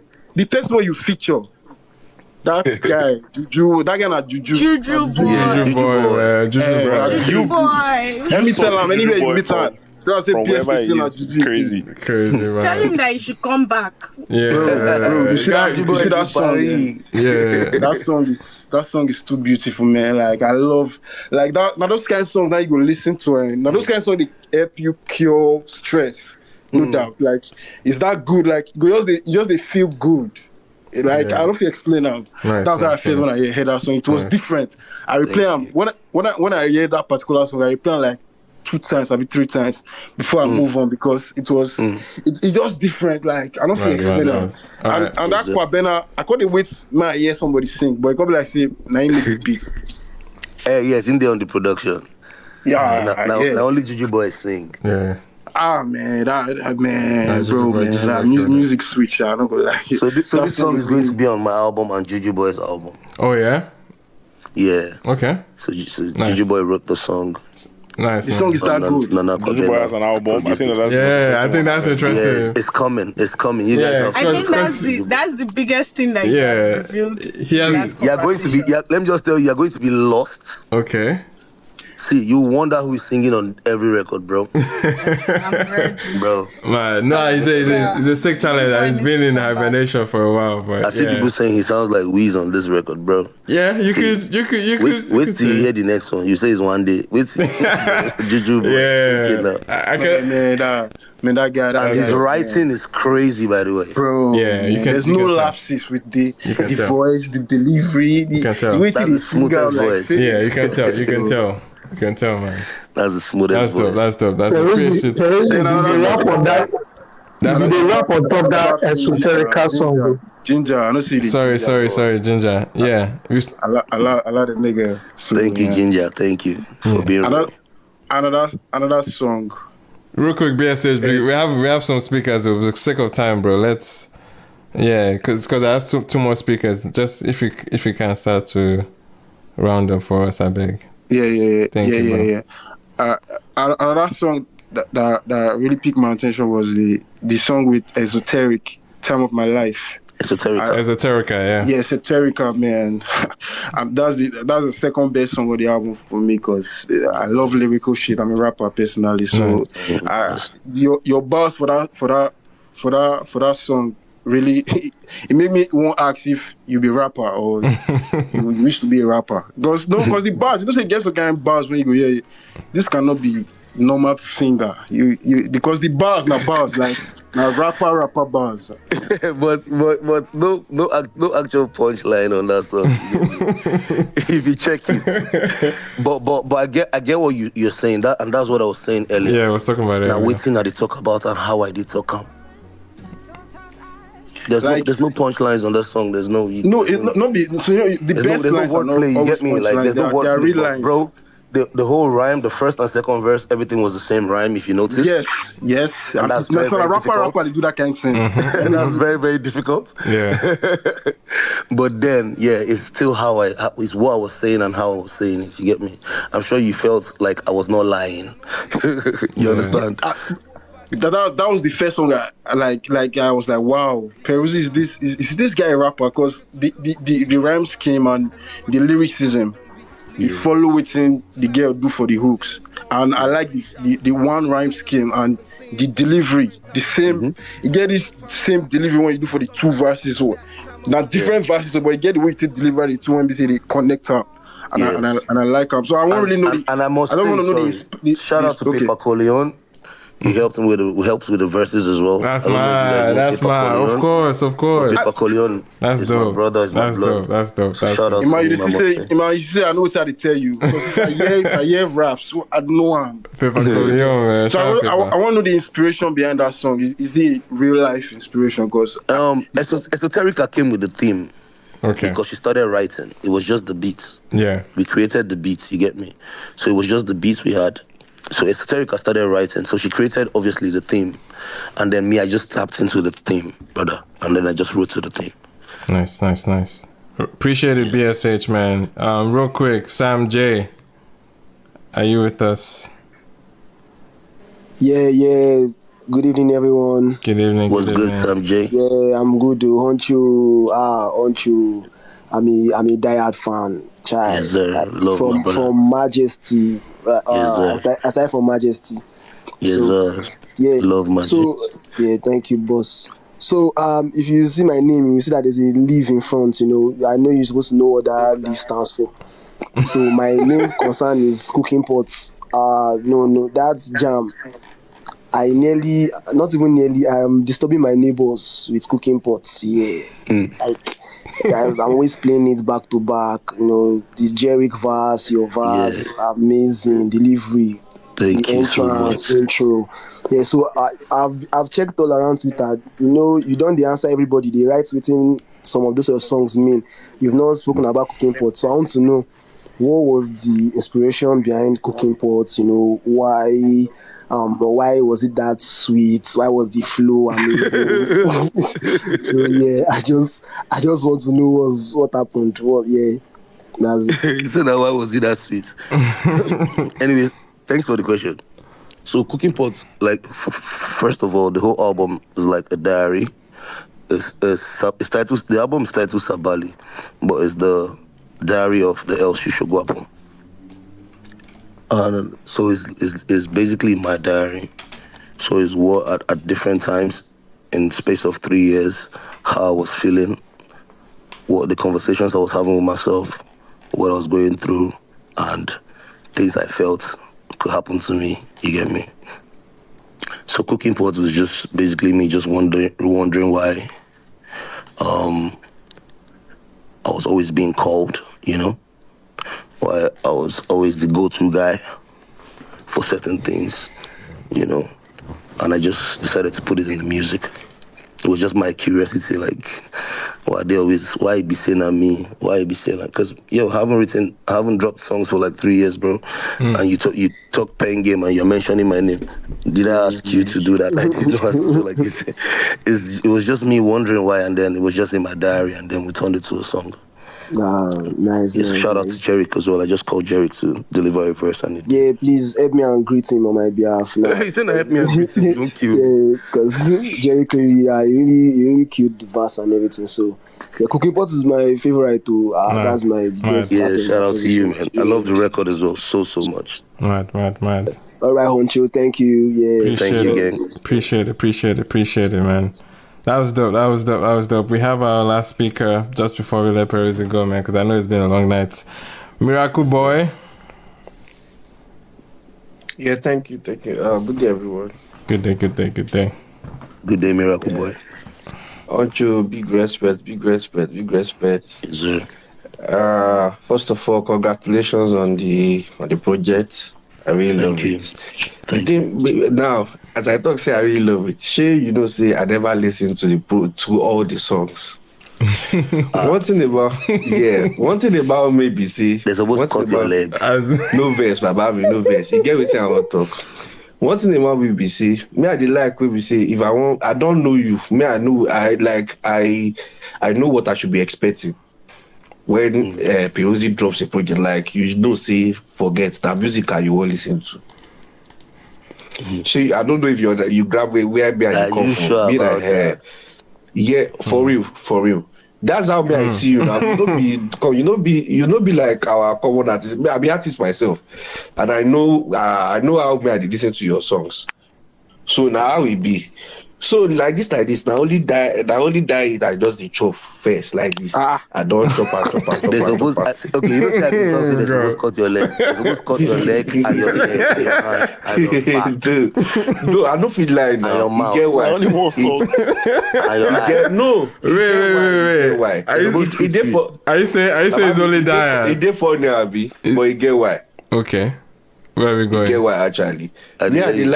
The reason be say number one, out of respect, me I like say make it be like after 1 month 3 person drop projects, me I go call the enjoy am back on my own. Now how they always do normally. But the second reason was that because myself I did work on something, so I know one situation where we say it will come be like say maybe as I don't go listen to your album, everything will go come in my mind, it go come be your album. I go come to try do something like that. I don't know if you understand what I'm trying to say. But now waiting I want. No. It's just me. It's just me being honest here. Sure you get. Now just say me. I just be honest like this. And if you. But with everything with everybody don't talk tonight. It don't show say don't be like I go listen to everything this night. Mad. I don't know if you understand what we say here. Amen. That one don't do certain. That one don't do certain. So I love you. And one thing I love about you again is that positive arrogance. That's what people call it. It's just you knowing that this is who you are. You know you are proud of yourself. So basically confidence. You know you can. You know you can do this thing. But they used to term it. They used to term it arrogance. But me, I they call it positive arrogance. So I like that. Like you are like an example for me to say, okay, this person he get positive arrogance and they work for her. Nice, you understand? nice. So now how you be to me with that. So big respect to my God. I appreciate my nice. More blessings coming. All right. Thank you. All right. Dope stuff. Beautiful stuff, man. Peruzzi, you spent a good amount of time tonight. I know it's very early. Just 50 pounds. Bro. Nah, man. Thank you for taking time to answer many of the questions. Even though we have more questions, but because I'm looking at the time, Nigeria time, bro, and I'm saying this man just came for Peruzzi. This one just came for Riaza. Maybe no. Yes, man. Thank you for having me, man. Yeah, for sure. Beautiful album. Looking forward to what the album can offer again. Yeah, man. Tap in. Sabali. Still hawking it. Bro, I'm loving the energy on the TL. I'm loving the energy on the timeline too, man. And it's even nice that somebody even said on the space that it was out of you just like talking and being upfront and just be hawking your album as is making them go turn into. So please, man, we love to see that. We love to see that energy and we're glad that you're coming out, man. Appreciate it. But I see person we don't really like. You know, some people don't really like good music. I don't want to mention the type of music. You know, some people they will be saying I just but they like. Hello.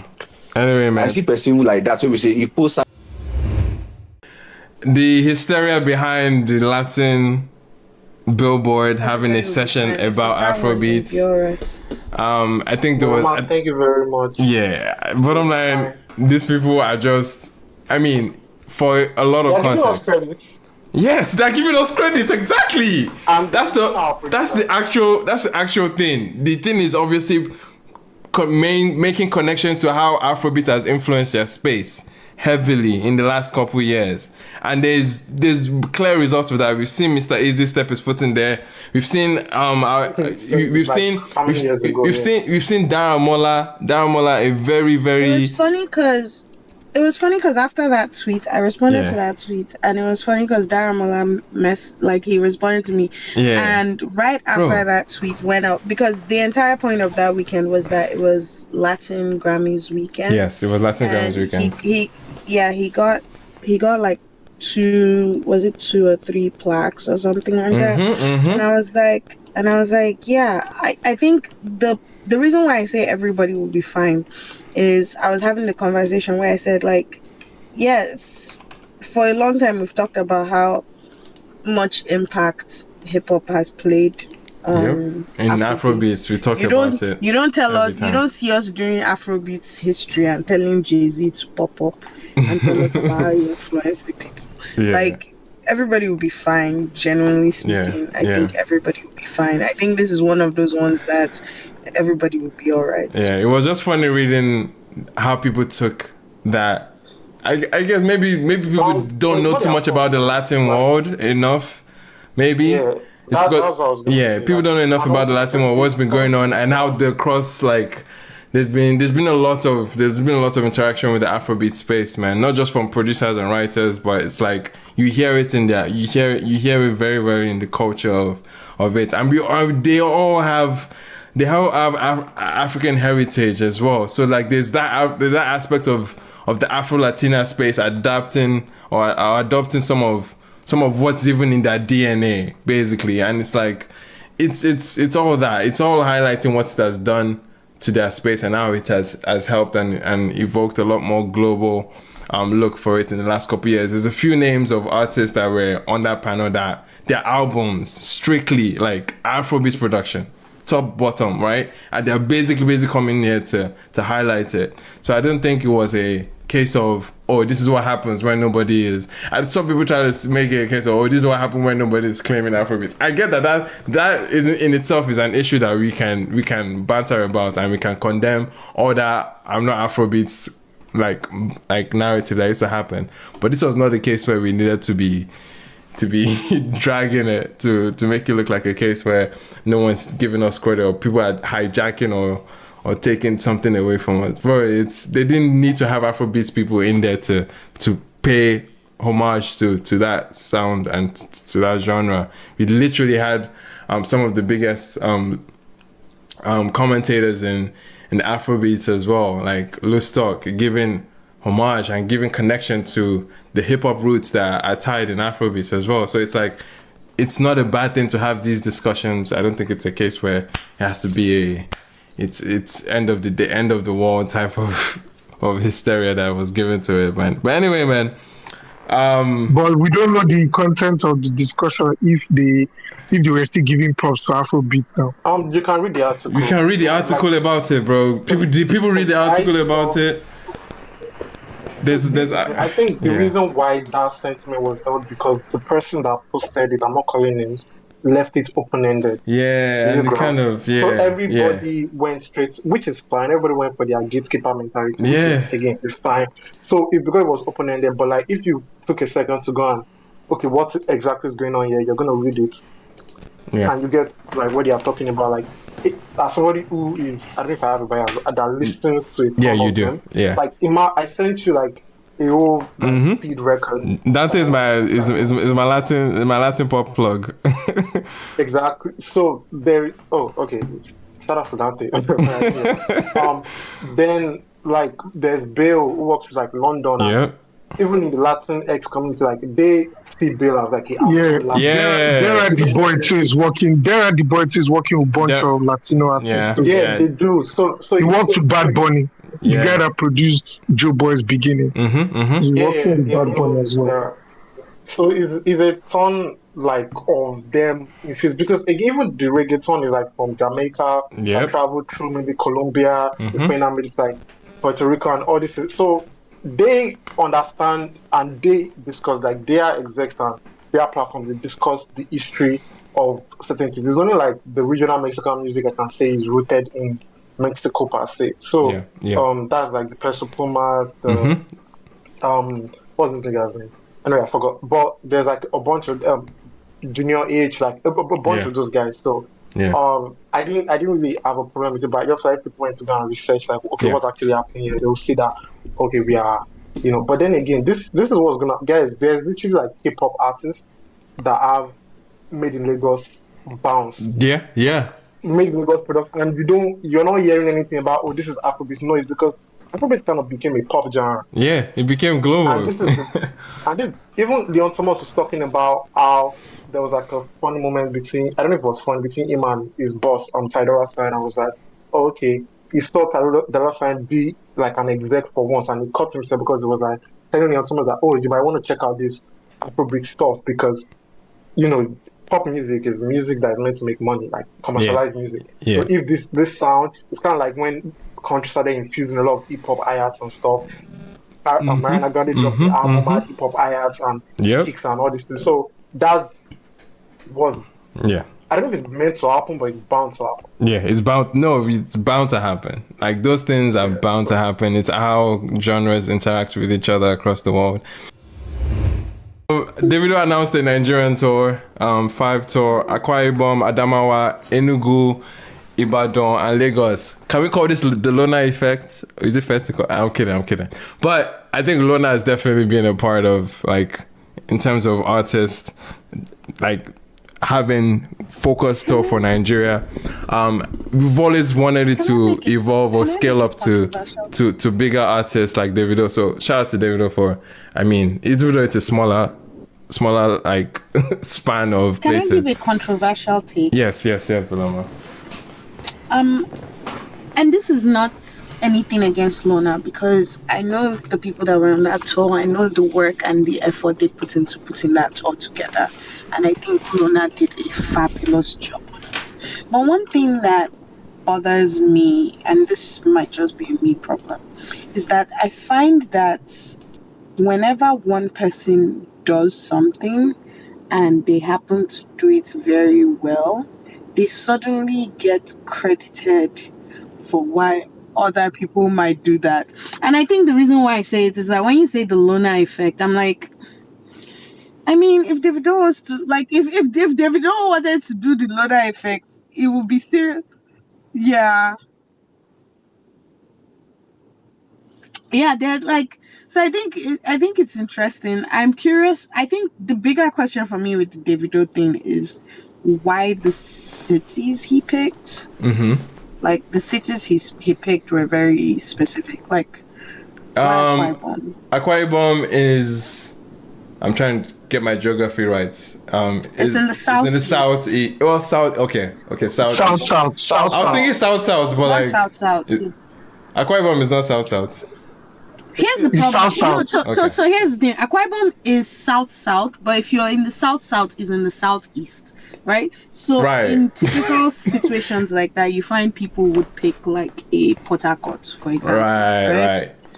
And so that's as south as you get. But like while Akwa Ibom is in the southeast. Okay. If you're in the south, that's considered still east. Right. And so those are like some of the questions. Like I think Adamawa was there. Adamawa was there, Enugu, Ibadan, and Lagos. Well, I think a part of me first I was thinking maybe it's going for a rural setup, but Enugu, Ibadan, Lagos. Those are not rural places, so it's like I don't know. But yeah, it's interesting to see him attempt this. I think obviously it's nice that he's starting small in some ways, as opposed to like doing like 36 states that Lona did. I think the only reason, and Benjamin, to your point, the only reason Lona is being brought up, I think, is the degree at which he did, right? The amount of places it covers. Because it was positioned as a national tour, not a university tour. But then also first class kind of, even though Izon didn't have as much clout, he did the year before. Right. No, there's been other people that have. Yeah, and he did a lot in the north as well. Yeah, because he's from there. Yeah, so it makes sense. So I think it's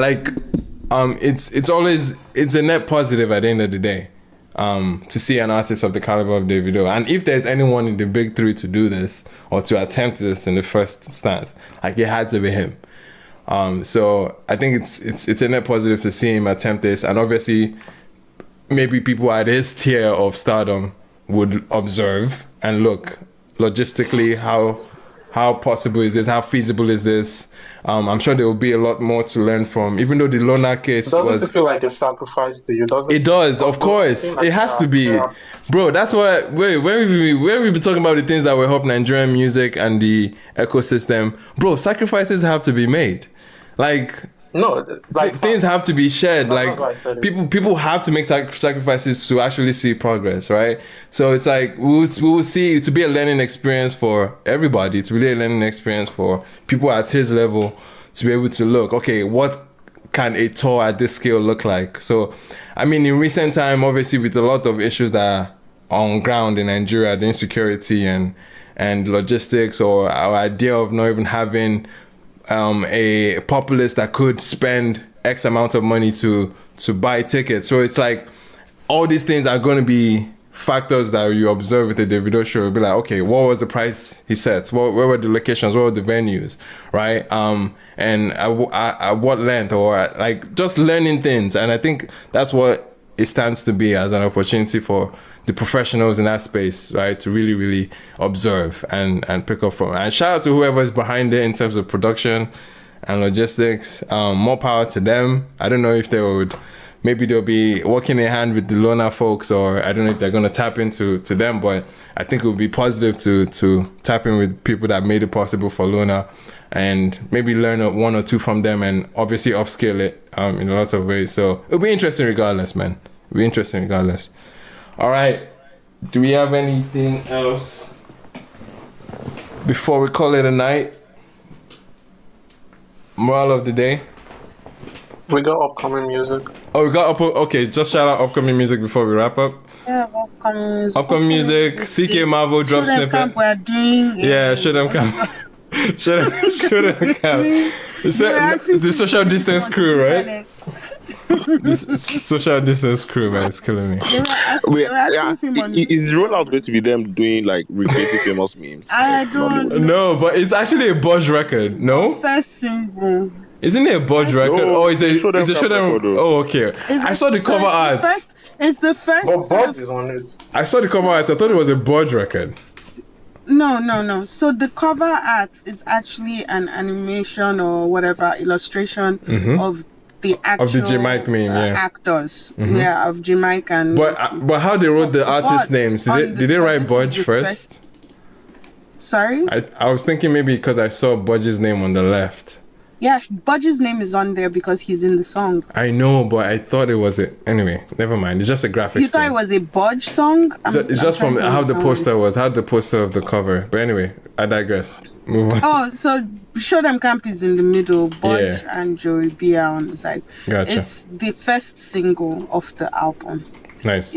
So the album drops November 3rd, but the single comes out next week, Happy. I'm sure we're getting a single this week, right? Yeah. Is it that this week or next week? We should be getting a single this week. It would be crazy if they don't drop. Their album now, African Magic. The song is already out now. Wait, the song is out, the Budge record? Normally it's out now. When did it drop? I don't think it's dropped this morning. It's out. Oh, okay, dropped this morning. Okay, hard. That's when they made the post with the BTS. Hard. Yeah, the song Why is are you out. Dropping Sorry, maybe. Maybe because they didn't drop on the normal Friday, but it's fine. I mean, they had momentum too. Yeah. Emmanuel, are you coming out? They had their what? They're doing their listening party. Yeah, they're in Toronto on Wednesday. Mad. No, nobody reached out. And I think they're in New York on what day is it? They're doing listening. Maybe Friday, yeah. Mad. Oof. Yes, Show Them Camp Wednesday, Odio on Thursday. Yeah, Odio's on Thursday. Loj is when again? Loj is next week, but Vibez is this weekend also. The whole city is about to be out. Yeah, bro. Vibez is gonna take over. Anyway, man. Man, looking forward to Show Them. And of course we have Marvel and CK link up. I'm seeing here. Ajabota is dropping. Ajabota is dropping what? Like an album? An EP. The project, yeah. The full project. Did you guys tap into the Means and Budge record? Yeah, Means and Budge. Yeah, I did. Kids. Then Budge is also dropping projects. Everybody did drop shot. Anyway, Dave is also dropping with a Thames guest feature. Okay. Yep. My goats. Yep, I saw the guests. I hope we don't sleep on the album. So I hope we don't sleep off listening to the album. Why would you I don't understand. That's hate hip hop, bro. Wow, what the fuck? Why do we acting like all these? On the why is acting like all these marketing people? Which one is dad hates hip hop? What the fuck? Anyway, I don't know what you're talking about. I know No, man. How can you say you're sleeping on Dave? Times is on the album. Bro. I know it's fucking Dave, man. The album. The legacy is on the album. So the greatest lyricist of his generation, man. Dave. Not very. That's what that guy almost make me sleep for Rolling Loud. I almost snoozed on that fucking. I don't even understand. Okay, Dave as a performer is different. And you might not be in touch with your inner self in order to experience. I beg. Why you come to Rolling Loud? I'm kidding. Yeah, Rolling Loud was not the best. That was a terrible performance. I almost slept. Nah, but the album itself, man. Like, anyway, I'm looking forward to Dave album, bro. It's dropping this weekend as well. I'm definitely looking forward to it because the last one. Yes, man. We're all in this. Bro, I have memories attached to that. Bro. Also, that made somebody I used to be friends with text me and say, "Guy, you sound like bootleg James Blake." Anyways, Thames and wow. I saw Thames and James Blake together. That was my worlds are clashing. Like, I don't know what's going on, but so many. James Blake is not on the track with Thames. He's not. But James Blake but James Blake has been in both albums, I think. Yeah, he has a lot of like production. He has a lot of James Blake is his consistent collaborator. Yeah. With Okay. And he has 2 songs there. That was not going to be my point, but I'm just shut up now. Huh? Sorry, what was your point, Dante? What even was my point? I saw Thames and James Blake Geograph.